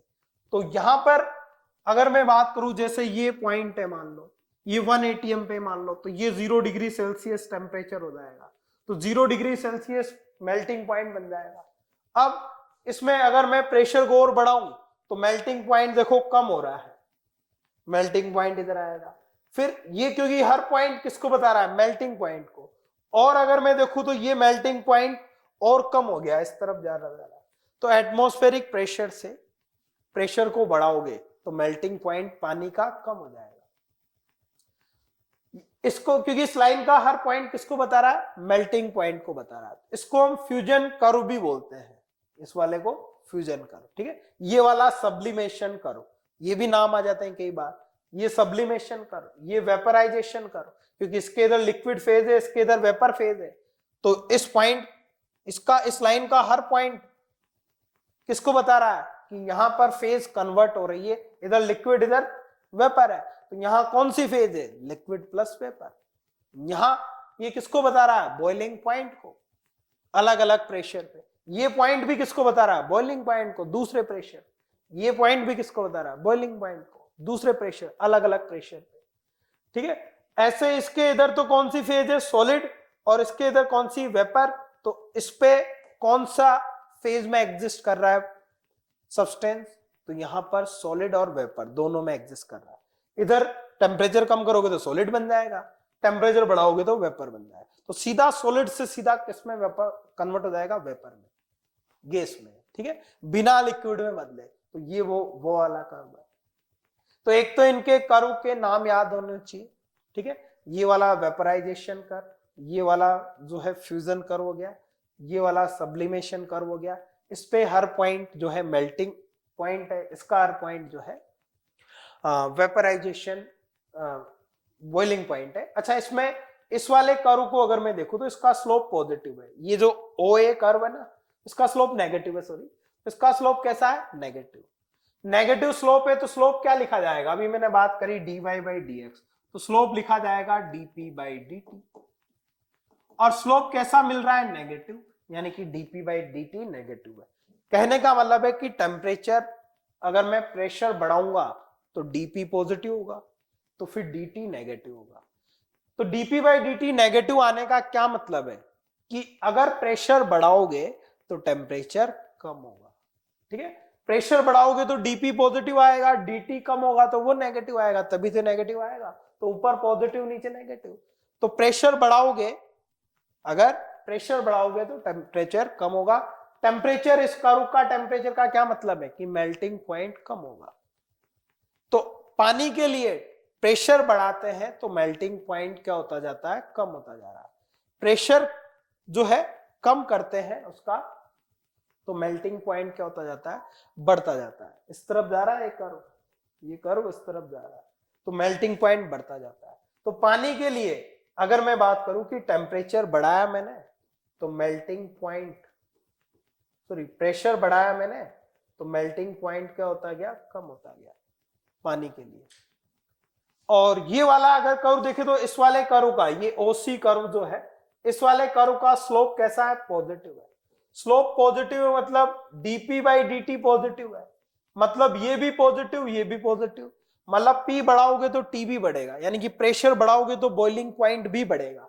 तो इस वाले कर्व में अगर मैं देखूं तो प्रेशर बढ़ाऊंगा तो बॉइलिंग पॉइंट बढ़ेगा, लेकिन मेल्टिंग पॉइंट कम हो रहा है। ये पानी के लिए बात कर रहे हैं। तो पानी का अगर तुम देखो तो melting point, boiling point 100 degree होता है, सब जानते हैं। तो पानी 100 डिग्री पे बॉइल होता है, लेकिन जब प्रेशर 1 atm है, अगर प्रेशर बढ़ा दिया तो पानी का जो बॉइलिंग पॉइंट है वो बढ़ जाएगा। अब पानी 100 पे बॉइल नहीं होके 120, 110 ऐसे बॉइल होगा अगर हमने एटमॉस्फेरिक प्रेशर से बढ़ा दिया। प्रेशर कुकर यही काम करता है, वो प्रेशर को बढ़ा देता है, 1 atm से 2 atm 3 atm कर देता है। तो प्रेशर बढ़ते ही बॉइलिंग पॉइंट बढ़ जाएगा, तो वो पानी 100 डिग्री सेल्सियस पे आके स्टीम में कन्वर्ट नहीं होगा, वो और हीट लेगा, और जब उसका टेम्परेचर जैसे 2 atm है, मान लो उसका बॉइलिंग पॉइंट मान लो 120 है, तो 120 तक वो पानी रहेगा, फिर जाके वो स्टीम में कन्वर्ट होगा, ठीक है। तो पहाड़ियों पे हम जानते हैं प्रेशर क्या हो जाता है, कम हो जाता है। प्रेशर कम तो बॉइलिंग पॉइंट भी कम हो जाएगा, वहां पानी 100 पे बॉइल ना होके 80 डिग्री पे ही बॉइल होने लग जाएगा। ठीक है, तो वहां पर हमें और जरूरत है किसकी, प्रेशर कुकर की। तो इस टाइप के यहाँ पर थ्योरेटिकल सवाल भी पूछ सकता है इस कर्व से। ये तो था पानी के लिए। CO2 के लिए ये वाला जो कर्व है, ये वाला तो वही रहता है, ये भी वही रहता है। ये वाला जो कर्व पानी के लिए ऐसा था, इसके लिए ऐसा हो गया, मतलब इसका स्लोप भी पॉजिटिव, इसका स्लोप भी पॉजिटिव। तो इसके लिए dp बाई dt पॉजिटिव, इसके लिए भी dp बाई dt पॉजिटिव, यानी कि इसके लिए p बढ़ाएंगे तो t बढ़ेगा। t का मतलब इस कर्व पे किससे है, मेल्टिंग पॉइंट से, और t का मतलब इस कर्व पे किससे है, बॉइलिंग पॉइंट से। तो इधर प्रेशर बढ़ने पे बॉइलिंग पॉइंट भी बढ़ रहा है, प्रेशर बढ़ने पे मेल्टिंग पॉइंट भी बढ़ रहा है, लेकिन इधर ऐसा नहीं है, प्रेशर बढ़ने पे मेल्टिंग पॉइंट कम हो रहा है। इसमें थोड़ा सा अंतर है क्योंकि ये कर्व ऐसा बना हुआ है। ठीक है, तो ये चीज हमें ध्यान रखनी है। वो ये पूछ सकता है कि प्रेशर बढ़ने पे मेल्टिंग पॉइंट पानी का क्या होता है, CO2 का क्या होता है, अदर सब्सटेंस का क्या होता है। ठीक है, पानी थोड़ा अलग ही चलता है थर्मल फिजिक्स में। आगे बढ़ते हैं, ये है हीटिंग कर्व। इसको हम क्या बोलते हैं, हीटिंग कर्व। यानी कि जब हम किसी सब्सटेंस को हीट देते हैं, मान लो वो सॉलिड में है, तो सॉलिड से हीट लेता लेता जो है वो लिक्विड में जाएगा, फिर लिक्विड को हीट देंगे, वो हीट लेता लेता अपने बॉइलिंग पॉइंट पे पहुंचेगा, फिर वो गैस में कन्वर्ट होगा। तो वो फेज डायग्राम में इधर हमने टेम्परेचर ड्रॉ किया है, इधर हम उसको क्या दे रहे हैं, हीट दे रहे हैं, तो वो हीट लिखी हुई है। तो देखो शुरुआत में टेम्परेचर ये था, हीट देते गए हम, इधर हीट लिखी हुई इधर क्यों, तो हीट देते गए तो टेम्परेचर बढ़ता गया, यानी कि हम यहां पर क्या काम में लेंगे, ms डेल्टा टी। सॉलिड है तो सॉलिड की स्पेसिफिक हीट यहां आएगी, फिर हीट दी हमने तो टेम्परेचर बॉइलिंग पॉइंट पे पहुंच गया, वो मेल्टिंग पॉइंट पे, सॉरी, तो मेल्टिंग पॉइंट पे पहुंच गया, तो अब हीट दोगे तो टेम्परेचर नहीं बढ़ेगा, फेज चेंज होगी। तो फेज चेंज होगी तो टेम्परेचर कांस्टेंट रहेगा, तो ये कांस्टेंट वाली लाइन होगी। यहां जो हीट लिखी जाएगी वो Q इंटू MLF लिखी जाएगी। तो जितने टाइम तक ये हीट दी होगी, ये यहां से यहां तक जो भी हीट होगी वो इसके फेज को कन्वर्ट काम में करने के काम में है, ये पूरे m मास को, 1 ग्राम को नहीं, पूरे m मास। फिर फेज कन्वर्ट हो गई, यहां तो सॉलिड में था, यहां सॉलिड से किस में आ गया, लिक्विड में। बीच में पूछा जाए तो कौन सी फेज है, सॉलिड और लिक्विड। अब इस लिक्विड में आ चुका है, और हीट दोगे तो लिक्विड का टेम्परेचर बढ़ेगा बढ़ेगा, कब तक लिक्विड का टेम्परेचर बढ़ेगा, जब तक वो बॉइलिंग पॉइंट पे नहीं पहुंच जाए। तो यहां टेम्परेचर बढ़ रहा है लिक्विड का, तो टेम्परेचर बढ़ता है तो ms डेल्टा टी लगाओ। लिक्विड फेज है तो लिक्विड की स्पेसिफिक हीट, जैसे यहां आएगा बॉइलिंग पॉइंट पे पहुंच गया, अब और हीट दोगे। अच्छा, यहां से यहां कितनी हीट दी, ये जो जितनी भी वैल्यू है वो हीट दी हमने, Q equal to MSL delta T. अब और हीट दोगे तो लिक्विड से किस में बदलेगा, वेपर में, यानी कि गैस में। बीच में कौन सी फेज होगी, लिक्विड प्लस गैस। यहां बीच में कौन सी फेज होगी, सॉलिड प्लस लिक्विड। तो यहां कितनी हीट होगी, यहां हीट जो दी जाएगी वो Q equal to MLV heat हो जाएगी। ये यहां से आता है, टेम्परेचर नहीं बढ़ रहा है, तो ये जो जितनी भी वैल्यू होगी वो पूरी की पूरी m मास को लिक्विड से गैस में बदलने के काम आएगी।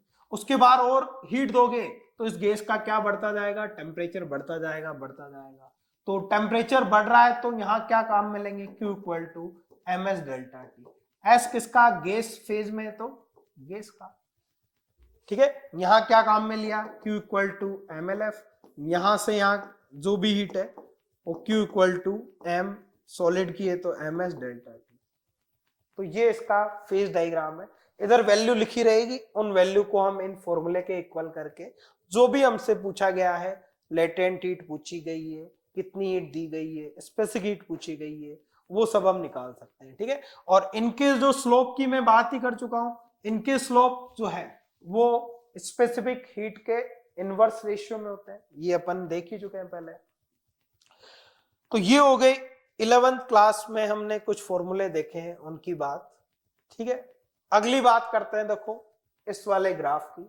इस वाले ग्राफ में अगर हम देखें तो इधर तो लिखा है हमने log T2 माइनस T1, जो टाइम के साथ टेम्परेचर, मान लो हमने कोई ऑब्जेक्ट गर्म किया, ठंडा होने के लिए छोड़ दिया, तो वो धीरे धीरे उसका टेम्परेचर कम होता जा रहा है, कम होता जा रहा है, हीट रिलीज होती जा रही है, रेडिएशन के थ्रू हीट निकलती जा रही है, तो टाइम के साथ टेम्परेचर कम हो रहा है। तो हम जानते हैं कि वो टेम्परेचर एक्सपोनेंशियली कम होता है, तो उसका जो वेरिएशन है वो ये है कि टेम्परेचर जो है वो एक्सपोनेंशियली टाइम के साथ क्या हो रहा है, कम हो रहा है। तो यहां पर ये जो ग्राफ है ये एक्सपोनेंशियल डिके का ग्राफ है, टेम्परेचर का एक्सपोनेंशियली डिके। किसमें डिके हो रहा है, टेम्परेचर में, यहां टेम्परेचर है, वो टेम्परेचर टाइम के साथ क्या होता जा रहा है, कम। तो ये तो टेम्परेचर और टाइम के साथ का कर्व है। इधर ग्राफ है किसके बीच में, लोग ले लिया हमने। लोग लेने के बाद जो e की पावर x होता है, देखो लॉग t2 माइनस t1, ये जो ग्राफ है वो t2 minus t1 equal to e to the power minus kt plus c, ये बनता है। तो ये एक्सपोनेंशियल डिके से वो ग्राफ बन गया। लेकिन हम लोग ले लेंगे, तो लोग लेते ही ये हमारे पास ऐसा रिलेशन आ जाएगा। तो ये जो y एक्सिस पे ये लिखा है ये तो पूरा y बन जाएगा, x एक्सिस पे लिखा है वो x बन जाएगा। तो ये तो पूरा हो गया y और ये हो गया x, तो y equal to mx plus c हो गया हमारे पास। तो ये m कैसा आ रहा है, ये नेगेटिव आ रहा है, स्लोप नेगेटिव, इंटरसेप्ट पॉजिटिव, तो ये ग्राफ बन जाएगा। तो ये भी एनसीईआरटी में दिया हुआ है, तो पूछा जा सकता है, 4 ऑप्शन देके। ठीक है, ये एक्सपोनेंशियल डिके है, एक्चुअल में इस तरह से डिके होता है टेम्परेचर का। और अगर लोग ले लें, ये रिलेशन है, लोग ले लेंगे तो फिर ऐसा ग्राफ बन जाएगा। ठीक है, अगले ग्राफ पे आते हैं। देखो कि ये जो ग्राफ हमें दे रखा है ये डिग्री सेल्सियस से फ़ारेनहाइट में कन्वर्जन का जो ग्राफ आता है वो ग्राफ है। ठीक है, तो ये रिलेशन होता है। और अगर मैं इधर f लिख रहा हूं, इधर डिग्री सेल्सियस लिख रहा हूं, देखो तो मैंने तुम्हें तरीका बता रखा है कि हम क्या करते हैं, जो y पे लिखा है उसको y मान लेते हैं, जो x पे लिखा है उसको x मान लेते हैं। ठीक है, तो ये रिलेशन है, तो y equal to M X plus C हम इसमें ला सकते हैं। तो हमने इस रिलेशन को थोड़ा अरेंज करके ऐसे लिया है, तो ये हो गया y इक्वल टू f और c हो गया क्या, x, तो ये x हो गया। तो y equal to M X plus C से अगर हम इसको कंपेयर करें तो इंटरसेप्ट तो आ गया 32 पॉजिटिव है और स्लोप आ गया 9/5। तो स्लोप आ गया 9/5, इंटरसेप्ट आ गया कितना, 32। स्लोप भी पॉजिटिव, इंटरसेप्ट भी पॉजिटिव। अगर दोनों पॉजिटिव है तो ग्राफ y को ऊपर कट करेगा, और स्लोप पॉजिटिव है तो line less than 90 degree angle बनाएगी। तो ये इसका f और c का ग्राफ है। अब जो बच्चा ये रट के चल गया कि f और c के बीच में ग्राफ ऐसे बनेगा, एग्जामिनर ने c और f का ग्राफ पूछ लिया और ऐसे तुमने बना दिया तो गलत हो जाएगा। मैंने बताया वेरिएबल का खेल है ग्राफ में। तो सबसे पहले हमें ग्राफ देखते ही वेरिएबल देखना है कि इधर c लिखा है y पे और इधर तो क्या लिखा है, f लिखा है x पे, तो ये x बन जाएगा। फॉर्मूला तो याद है ही सही। ठीक है, अब c y पे तो देखो इनको हमने अरेंज कर लिया इस तरह से, और c की जगह तो क्या है, c क्या माना है हमने y, ये y बन गया। f क्या माना है x, तो y equal to M X plus C.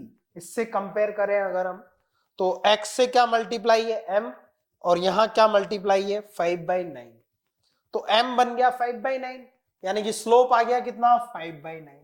Slope कैसा आ रहा है, पॉजिटिव आ रहा है। इंटरसेप्ट c कैसा आ रहा है, नेगेटिव आ रहा है। स्लोप पॉजिटिव तो less than 90 degree angle, intercept negative मतलब y को नीचे कट करेगी, मतलब यहां कट करेगी। तो इंटरसेप्ट आ गया ये 160/9 और स्लोप आ गया 5/9। एंगल देख लो तुम, लेस देन 90 डिग्री। तो किसको रटोगे, इसको रटोगे या इसको, ये तुम्हारी चॉइस है। मैं कहता हूं किसी को नहीं रटना है। वहां फॉर्मूला याद है तुम्हें, वेरिएबल देखने हैं सबसे पहले, और बस क्या टाइम लगता है, 10 सेकंड लगते हैं इसको बनाने में। ठीक है, तो नहीं रटना है, रट के जाओगे तो फिर हो सकता है कंफ्यूजन हो जाए कि C और F यहां थे तब ऐसे था, या F और C यहां थे तब ऐसे था।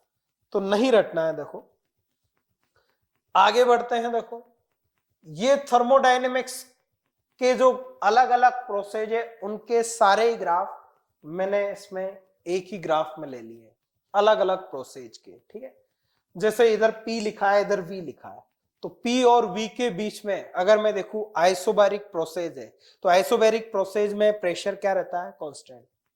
तो प्रेशर कांस्टेंट वाली लाइन ये है, इस पे प्रेशर क्या है? कांस्टेंट है, वॉल्यूम कम हो रहा है। वॉल्यूम कांस्टेंट आइसोकोरिक प्रोसेस, इसमें वॉल्यूम कांस्टेंट है। तो देखो जो इक्वेशन होती है किसी भी प्रोसेस की, हम इस तरह से लिखते हैं उसको, पी वी की पावर एन कांस्टेंट जैसे। तो ये n अगर मैं जीरो कर दूं, देखो यहां पे, तो n को अगर जीरो कर दूंगा तो p कांस्टेंट हो जाएगा। p कांस्टेंट मतलब प्रेशर कांस्टेंट, तो आइसोबैरिक प्रोसेस हो गया। यानी कि ये v की पावर जीरो है, तो यहां मैंने देखो ये पावर ही लिखी हुई है जीरो है, तो ये आइसोबैरिक प्रोसेस के लिए ग्राफ हो गया। ठीक है, अगला मैं यहां p v की पावर इनफाइनाइट कर दूं, तो v इनफाइनाइट यानी कि वॉल्यूम बहुत ज्यादा है, मतलब वॉल्यूम में चेंज इतना ज्यादा है वॉल्यूम कि प्रेशर चेंज करने से वॉल्यूम में चेंज आएगा नहीं। बहुत ज्यादा कोई चीज है तो उसमें थोड़े बहुत से कुछ चेंज होने वाला नहीं है, तो वॉल्यूम क्या रहेगा? कांस्टेंट, तो पावर इनफाइनाइट हो जाएगी। ठीक है, तो वॉल्यूम कांस्टेंट का ग्राफ ये बन रहा है, ये यहां इनफाइनाइट। बस ये दो देख लिए। अब देखना, इधर जीरो है, इधर इनफाइनाइट है, तो तुम इधर से इधर जाओगे तो ये पावर बढ़ती जाएगी, ये पावर क्या होती जाएगी? बढ़ती जाएगी। तो जैसे पी वी की पावर जीरो आइसोबैरिक है, तो पी वी की पावर वन अगर मैं कर दूं तो ये पी वी कॉन्स्टेंट हो गया। और पी वी कॉन्स्टेंट मतलब ये तो किसकी इक्वेशन है? Isothermal process. आइसोथर्मल प्रोसेस होता है P V equal to NRT होता है। टेम्परेचर कांस्टेंट है तो पीवी कांस्टेंट हो गया, तो पीवी कांस्टेंट यानी कि पी वी की पावर वन कांस्टेंट, तो पीवी कांस्टेंट आइसोथर्मल प्रोसेस, तो पावर यहां क्या आ गई? वन आ गई। यहां जीरो थी, यहां इनफाइनाइट थी, पावर वन आ गई, तो ये वन हो गया। और पीवी कांस्टेंट है तो पी इनवर्सली प्रोपोर्शनल भी, रेक्टेंगुलर हाइपरबोला, तो ये बन गया रेक्टेंगुलर हाइपर। तो बी वाला प्रोसेस हो गया आइसोथर्मल। पहचानना ही तो नहीं आता कौन सा आइसोथर्मल है। अब पी वी की पावर वन के बाद मैंने पावर 1.3 कर दी, तो तुम जानते हो पी वी की पावर गामा कांस्टेंट, ये एडियाबेटिक प्रोसेस की इक्वेशन है। लेकिन एडियाबेटिक कोफिशिएंट ये जो गामा है अलग अलग गैस के लिए अलग अलग होता है, मोनो एटॉमिक, डायटोमिक और ट्राइएटोमिक। तो 1.3, 1.4 और 1.6 अलग अलग होता है। ये 1.6 किसके लिए होता है? 1.4, 1.3 किसके लिए होता है? ये ट्राइएटोमिक नॉन लीनियर या पॉलीएटोमिक, ये डायटोमिक या ट्राइएटोमिक लीनियर, ये मोनोएटोमिक। ठीक है, तो 1.3 ये एडियाबेटिक प्रोसेस का इक्वेशन हो गया, एडियाबेटिक प्रोसेस। लेकिन ये एडियाबेटिक किसके लिए? पॉलीएटोमिक। ठीक है, फिर पावर और बढ़ा दो, पी वी की पावर 1.4, तो यहां से यहां चले गए, है तो एडियाबेटिक ही, लेकिन किसके लिए? डायटोमिक के लिए। ये है मोनोएटोमिक के लिए। तो पावर बढ़ती जा रही है वाली, और यहां इनफाइनाइट आ गई। तो ऐसे हम कभी कंफ्यूज नहीं होंगे। कई बार हम ये ध्यान रख लेते हैं, ऊपर वाला तो आइसोथर्मल, नीचे वाला एडियाबेटिक। तो कंपैरिजन जब वो पूछता है तो तुम ऐसे देखो कि ये जीरो है, पावर जीरो किसमें होगी? आइसोबैरिक में। पावर इनफाइनाइट किसमें होगी? आइसोकोरिक में। जीरो से इनफाइनाइट जा रहे हो यानी कि पावर बढ़ती जा रही है, तो पी वी की पावर जो ये है वो बढ़ती जा रही है जीरो से इनफाइनाइट। तो इधर से इधर जा रहे हो तो पावर बढ़ती जा रही है, तो पावर 1, 1.3, 1.4, 1.6 ऐसे होती जाएगी। वन आइसोथर्मल के लिए, 1.3, 1.4, 1.6 एडियाबेटिक में, डायटोमिक उस हिसाब से है, ट्राइएटोमिक, डायटोमिक, मोनोएटोमिक, इस हिसाब से ये बढ़ती जा रही है। तो ऐसे ध्यान रखोगे तो कभी गड़बड़ नहीं होगी, क्योंकि अगर ऐसे ध्यान रखोगे कि ऊपर वाला एडियाबेटिक, नीचे वाला आइसोथर्मल, तो फिर गड़बड़ हो जाएगी। ठीक है, जैसे इसमें देखो, इसमें ये आइसोथर्मल ऊपर है देखो, और ये एडियाबेटिक नीचे है। इसमें देखो आइसोथर्मल नीचे है, एडियाबेटिक ऊपर है, तो तुम्हें वही आइसोबेरिक ही हो गया, पावर जीरो है। आइसोकोरिक ये हो गया पावर इनफाइनाइट, वो जीरो ये इनफाइनाइट, तो जीरो से इधर जाओगे तो पावर बढ़ेगी, पावर बढ़ेगी तो जीरो के बाद अगली पावर 1 आइसोथर्मल, अगली पावर 1.3, अगली पावर 1.4, अगली पावर 1.6, 1.3 ट्राइएटॉमिक पॉलीएटॉमिक, और ये डायटोमिक 1.4, 1.6 डायटोमिक, और ये इनफाइनाइट हो जाएगी, वी इनफाइनाइट मतलब वॉल्यूम में कोई चेंज नहीं, आइसोकोरिक। ठीक है, तो ये अलग अलग प्रोसेस के लिए हम इसको इन ग्राफ को कंपेयर कर सकते हैं, हम पहचान सकते हैं कि कौन सा किसका ग्राफ है। अगला अगर हम बात करें एसएचएम में एनर्जी का ग्राफ, तो हम जानते हैं कि जब पार्टिकल एसएचएम करता है, ठीक है, तो मीन पोजीशन पे उसकी जो काइनेटिक एनर्जी है वो मैक्सिमम होती है, और जो एक्सट्रीम पोजीशन है वहां पर काइनेटिक एनर्जी उसकी जीरो हो जाती है। मीन पे पोटेंशियल एनर्जी जो है मिनिमम होती है, और एक्सट्रीम पे काइनेटिक एनर्जी मैक्सिमम होती है। तो टोटल एनर्जी कंजर्व रहती है एसएचएम में, तभी वो एसएचएम कर पा रहा है। ठीक है, और एक एनर्जी दूसरी एनर्जी में बदलती रहती है, जब काइनेटिक कम होती है तो पोटेंशियल बढ़ती है, और जब पोटेंशियल कम होती है तो काइनेटिक बढ़ती है। तो इस तरह से एनर्जी का वेरिएशन होता रहता है। तो यहां देखो पोटेंशियल एनर्जी का अगर हम ग्राफ देखें टाइम के साथ, इधर तो मैंने लिखा है एनर्जी, इधर लिखा है मैंने टाइम, तो टाइम के साथ एनर्जी क्या हो रही है, चेंज हो रही है। तो एनर्जी देखो कैसे चेंज हो रही है, ये ग्राफ साइनोसुडल वेव है, तो मैं ये अगर नजर आ रहा हो, देखो मैं हाईलाइट करता हूं कि ये वाला जो वेरिएशन है कोस का ग्राफ है, कि कोस 0 पे वैल्यू 1 होती है, तो ये ग्राफ है कोस का। तो अगर x में हमारे पास equation a sin omega T है, a sin ओमेगा टी है, और पोटेंशियल एनर्जी हम लिखते हैं हाफ के एक्स स्क्वायर, तो वो बन जाती है हाफ के a square sine square omega T. तो पोटेंशियल एनर्जी में तो साइन वाला आ जाता है स्क्वायर, स्क्वायर साइन स्क्वायर मतलब पॉजिटिव वैल्यू रहेगी पूरी, तो साइन स्क्वायर में जो नीचे ग्राफ बन रहा है वो भी किधर जाएगा, ऊपर, और साइन का ग्राफ 0 से शुरू होता है, यानी कि ये वाला ग्राफ तो किसके लिए है, पोटेंशियल एनर्जी। और काइनेटिक एनर्जी का फॉर्मूला होता है हाफ एम वी स्क्वायर, तो v क्या लिखेंगे, ये अगर x है तो kinematics dv by v equal to dx by dt, इसका डिफरेंशिएशन करेंगे तो a omega cos omega t, ये v आता है, और अगर ये v हम यहां रख दे तो a square omega square cos square omega t आएगा, यानी कि काइनेटिक एनर्जी के ग्राफ में cos स्क्वायर आएगा। तो काइनेटिक एनर्जी का ग्राफ तो cos वाले से शुरू होगा, यानी कि cos 0 पे 1 होता है, और साइन 0 वैल्यू पे एंगल पे 0 होता है। तो ये वाला पोटेंशियल एनर्जी का हो गया काइनेटिक एनर्जी। तो काइनेटिक एनर्जी देखो कम हो रही है तो पोटेंशियल एनर्जी बढ़ रही है। फिर देखो काइनेटिक एनर्जी कम होती होती 0 हो गई तो पोटेंशियल एनर्जी बढ़ती बढ़ती मैक्सिमम हो गई। फिर देखो पोटेंशियल एनर्जी कम हुई तो काइनेटिक बढ़ने लग गई, और ये पॉइंट है जहां दोनों बराबर हो गई, तो वो भी हम निकाल सकते हैं, थ्योरी में हम पढ़ते ही हैं। तो ये वेरिएशन हो गए, लेकिन देखो एक बढ़ रही है तो एक कम हो रही है तो दूसरी बढ़ रही है, लेकिन टोटल मैकेनिकल एनर्जी हमेशा कंजर्व रह रही है। तो ये वाला ग्राफ है मैकेनिकल एनर्जी का। कई बार वो पूछ लेता है कि ये वाला ग्राफ किसका है, ये किसका है, ये किसका है, मैं द कॉलम बना लेता है। तो ये वेरिएशन है एनर्जी का टाइम के साथ। कौन सी एनर्जी कांस्टेंट है, मैकेनिकल एनर्जी। काइनेटिक एनर्जी कम हो रही है बढ़ रही है, पोटेंशियल भी बढ़ रही है कम हो रही है, लेकिन टोटल सम हमेशा कंजर्व रह रहा है। तो ये तो टाइम के साथ वेरिएशन था, ऐसा ही एक्स के साथ भी आता है।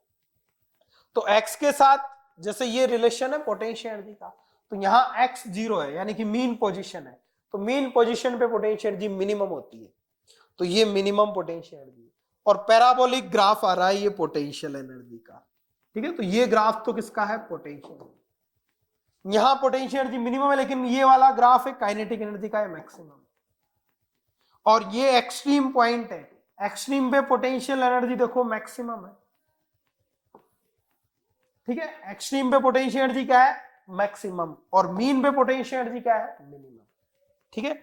और एक्सट्रीम पे काइनेटिक एनर्जी 0 है, एक्सट्रीम पे काइनेटिक एनर्जी 0 है, क्योंकि ये ग्राफ किसका बना हुआ है, काइनेटिक एनर्जी का बना हुआ। और ये बढ़ रही है तो ये कम हो रही है, फिर ये और बढ़ी, ये और कम हो गई, ये और बढ़ी मैक्सिमम हो गई, तो पोटेंशियल एनर्जी मिनिमम हो गई। फिर वापस एक्सट्रीम से इधर गए, मीन से एक्सट्रीम की तरफ गए, तो मीन से एक्सट्रीम की तरफ गए तो ये इसकी काइनेटिक एनर्जी कम होती होती जीरो हो गई और पोटेंशियल एनर्जी बढ़ती बढ़ती मैक्सिमम हो गई।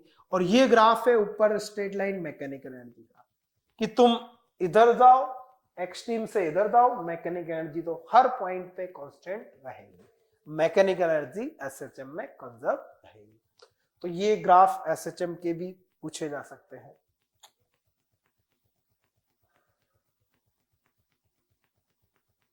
आगे हम ग्राफ की बात करें इलेक्ट्रोस्टेट में, तो सॉलिड स्फीयर और होलो स्फीयर, उनकी वजह से इलेक्ट्रिकल फील्ड, उनकी वजह से पोटेंशियल, इनके भी ग्राफ इंपॉर्टेंट हो जाते हैं।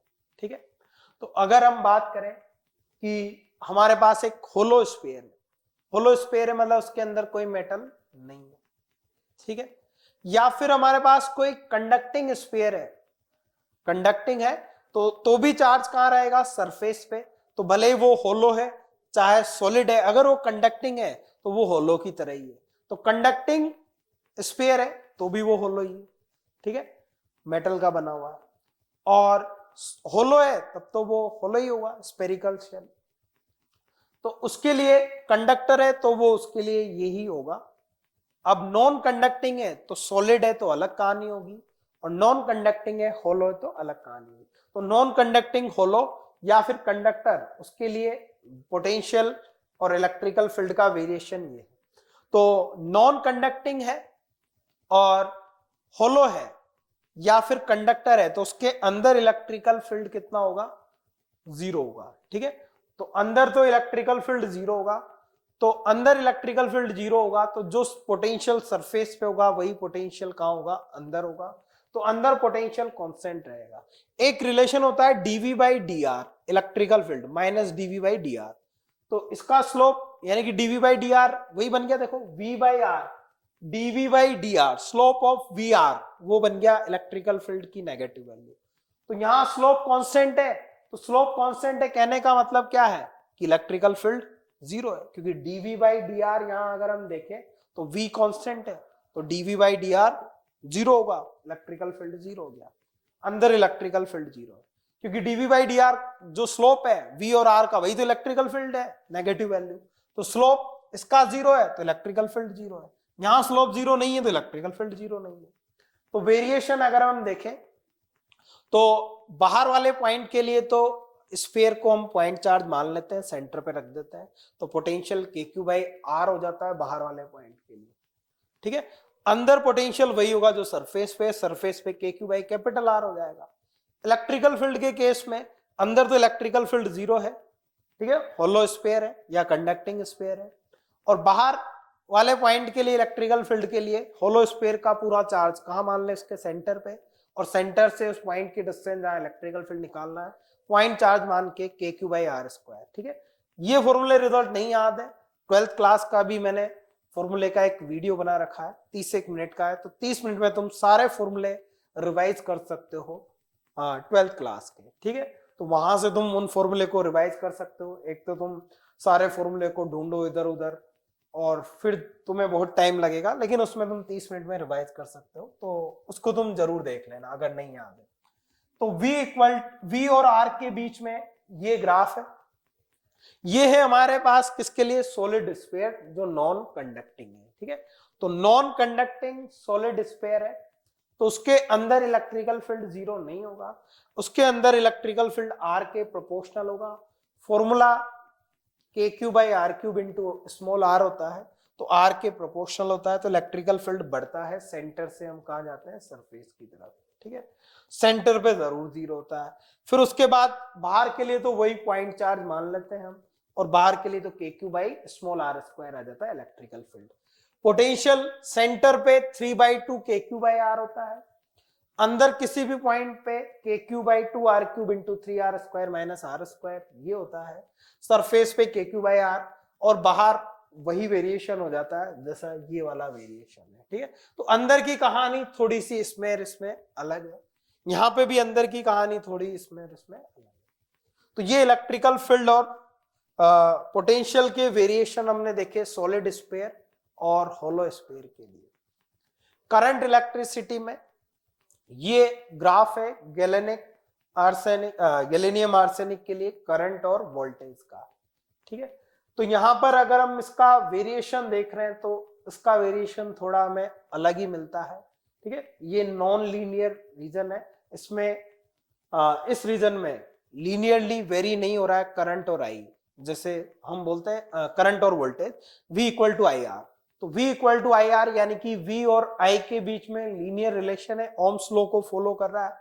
तो जो ओम्स लॉ को फॉलो करते हैं उनके लिए लीनियर रिलेशन आता है, लेकिन इस वोल्टेज के बाद ये लीनियर रिलेशन नहीं है, ठीक। इसका स्लोप तो कैसा मिल रहा है हमें, नेगेटिव ही मिल रहा है। देखो यहां तो लीनियर छोड़ो, यहां तो स्लोप ही कैसा मिल रहा है, नेगेटिव। तो इसका स्लोप हमें नेगेटिव मिल रहा है। यहाँ पर यहाँ पे स्लोप हमें कैसा मिल रहा है, पॉजिटिव मिल रहा है। तो स्लोप क्या लिखा जाएगा इसका, देखो स्लोप लिखते हैं, उधर लिखा है क्या, current D I by d are, इधर लिखा है डीवी, ठीक है। यानी कि मैं इसको डेल्टा आई या डेल्टा वी ऐसे लिख दूं। डेल्टा आई का कोई मतलब नहीं, यानी कि आई डेल्टा वी, तो delta V equal to I R, Ohm's law ही होता है। तो स्लोप यहां से हम क्या लिख सकते हैं, अगर आई बाई डेल्टा वी लिखूं मैं, तो आई बाई डेल्टा वी क्या बन जाएगा, 1/r। तो स्लोप किसके इक्वल आ गया, तो हमने देखा कि अगर आई वर्सेस वी कर्व है, आई वर्सेस वी कर्व है, तो उसका जो स्लोप होगा वो रेजिस्टेंस नहीं, रेजिस्टेंस का उल्टा होगा। और इसका उल्टा कर दूं V वर्सेज I, तो V वर्सेज I कर्व होगा, तो उसका स्लोप रेजिस्टेंस के इक्वल होगा। तो यहां तो I वर्सेज V है, तो उसका स्लोप 1/r के इक्वल होगा। लेकिन स्लोप नेगेटिव है, स्लोप नेगेटिव है तो फिर रेजिस्टेंस भी नेगेटिव होगा, उल्टा करने से साइन थोड़ी चेंज होगा। तो यहाँ रेजिस्टेंस नेगेटिव है, रेजिस्टेंस नेगेटिव मतलब वोल्टेज बढ़ा रहे हैं, करंट कम हो रहा है, बढ़ नहीं रहा है। इससे पहले तो वोल्टेज बढ़ रहा है तो करंट भी बढ़ रहा है, स्लोप पॉजिटिव है।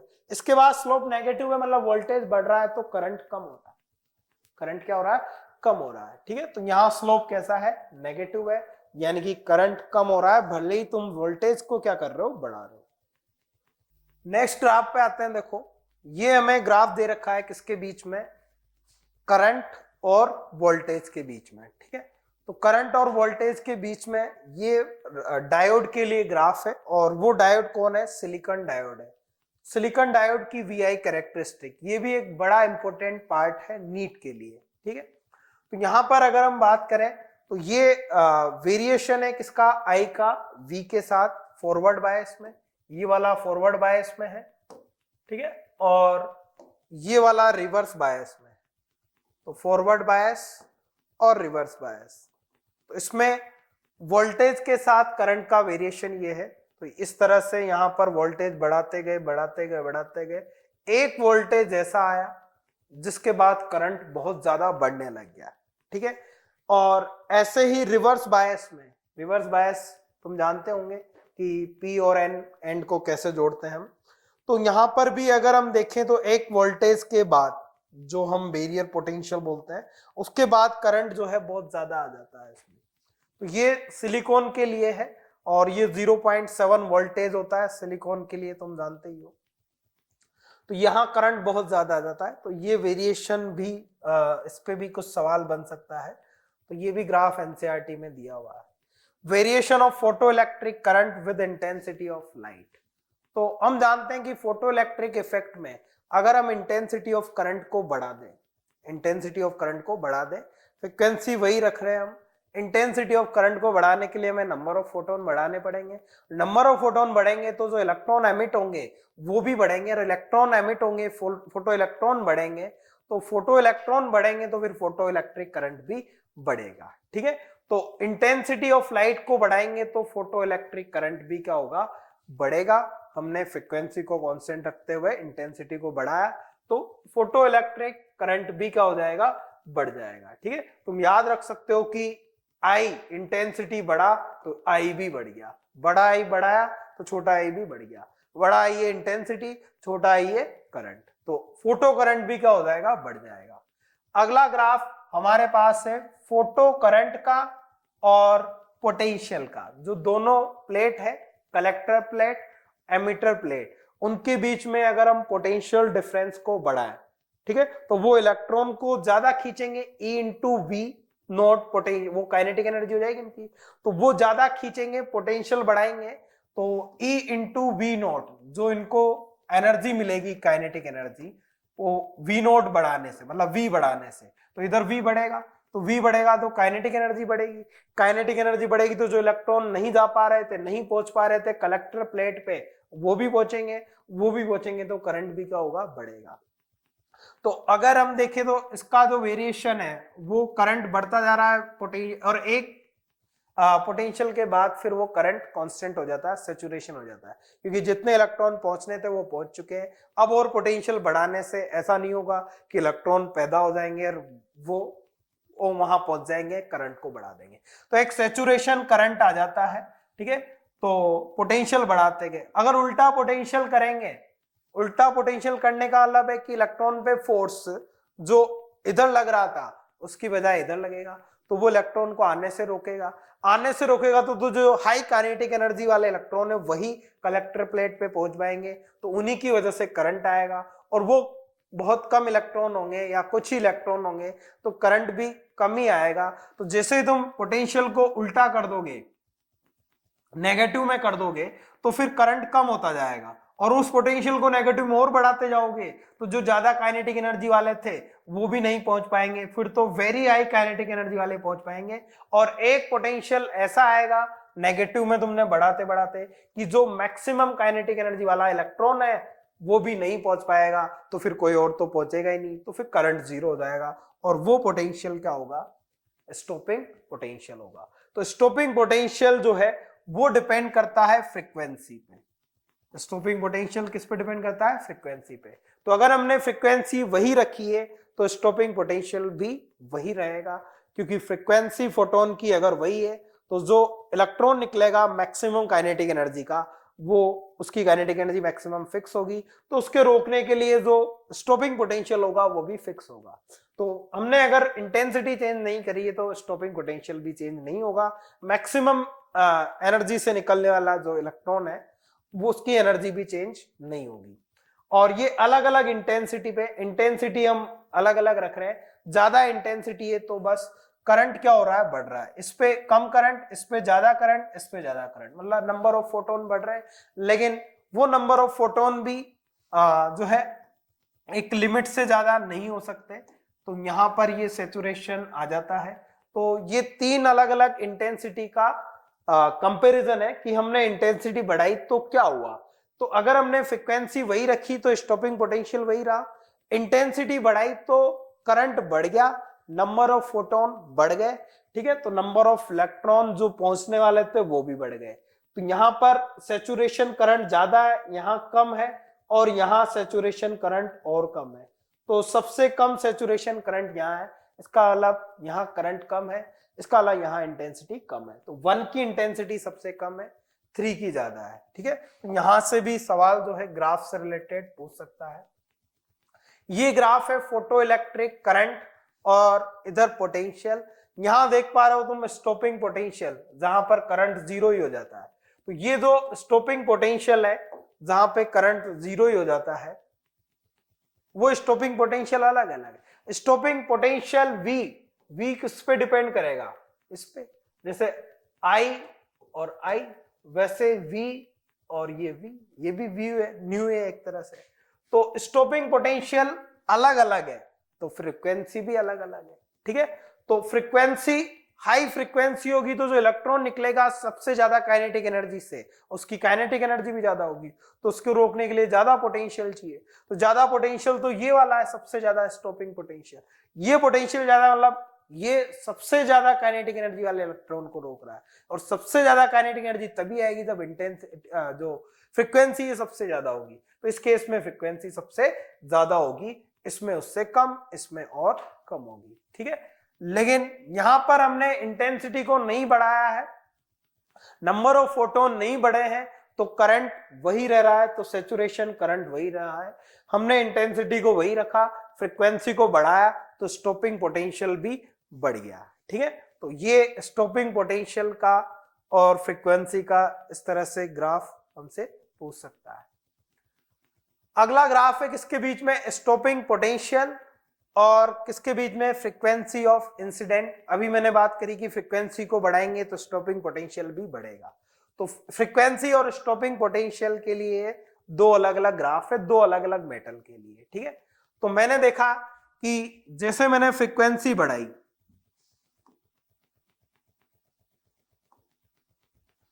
तो मैंने देखा कि जैसे मैंने फ्रीक्वेंसी बढ़ाई, स्टॉपिंग पोटेंशियल देखो, स्टॉपिंग पोटेंशियल अभी तक कितना था, 0 था।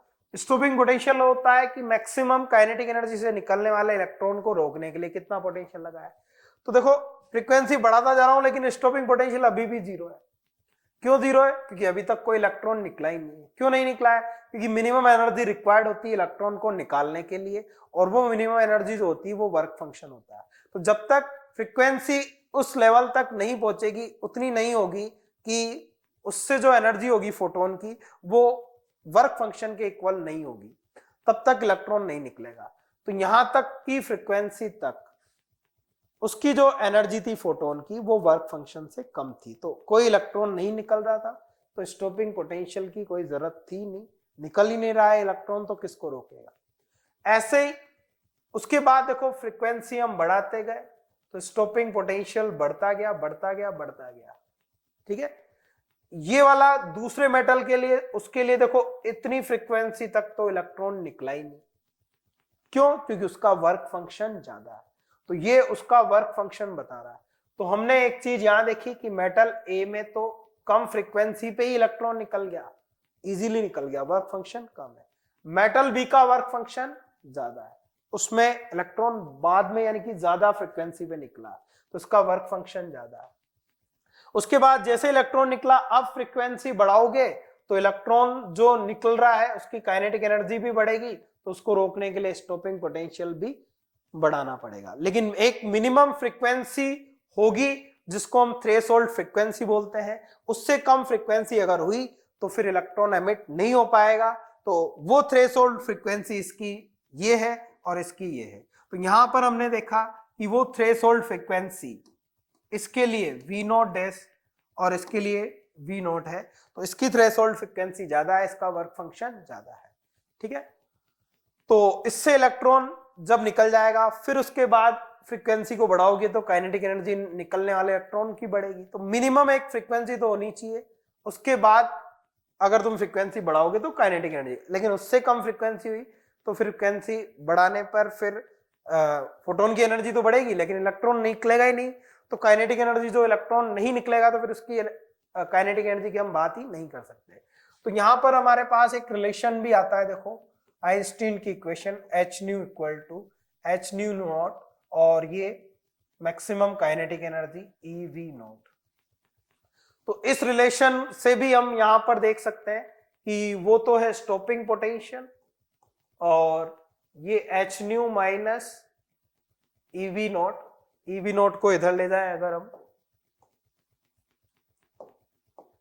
तो E V not equal to H nu minus H nu not, ये बन जाएगा, ठीक है। तो ये वी नॉट कितना बन जाएगा यहां से h बाई ई न्यू और h by E new not. तो स्टॉपिंग पोटेंशियल y पे लिखा है, इसको y मान लिया, फ्रीक्वेंसी x पे लिखी है, इसको x मान लिया, तो y equal to M X plus C, ये बन गया। इससे हम कंपेयर करें तो m जो है वो आ रहा है h बाई, स्लोप आ रहा है h बाई पॉजिटिव है, तो स्लोप दोनों के देखो, स्लोप आ रहा है कितना h बाई ई, तो h प्लैंक कांस्टेंट है, e चार्ज है, तो ये तो वैल्यू फिक्स है, तो इसका स्लोप सेम ही होगा। अब बात करते हैं इंटरसेप्ट की, इंटरसेप्ट है इसका माइनस h बाई, तो इंटरसेप्ट नेगेटिव होगा, तो इसका जो intercept h by new not, हाँ, तो इंटरसेप्ट नेगेटिव होगा, तो देखो इनको अगर हम आगे बढ़ाएं तो ये यहां कट करेगी, तो दोनों के इंटरसेप्ट अलग अलग है। दोनों के इंटरसेप्ट अलग अलग क्यों है? क्योंकि दोनों की थ्रेशोल्ड फ्रीक्वेंसी भी अलग अलग है। इसकी थ्रेशोल्ड फ्रीक्वेंसी ज्यादा है तो इसका इंटरसेप्ट ज्यादा है, ठीक है। तो ये हम यहां से ग्राफ को देख सकते हैं, इनके ग्राफ को रिलेट कर सकते हैं। तो जितने भी इंपॉर्टेंट ग्राफ थे उनके कॉन्सेप्ट मैंने बता दिए हैं, उनको कैसे सोल्व करना है वो भी मैंने बता दिया है। तो अब तुम्हें लग रहा होगा कि ग्राफ जो है वो कोई मुश्किल चीज नहीं है अगर हम उनको समझ के करते हैं, ठीक है। तो ऐसे में और भी वीडियो लाता रहूंगा, उसके लिए तुम चैनल को सब्सक्राइब करिए, ठीक है। ऑल द बेस्ट बच्चों, थैंक यू।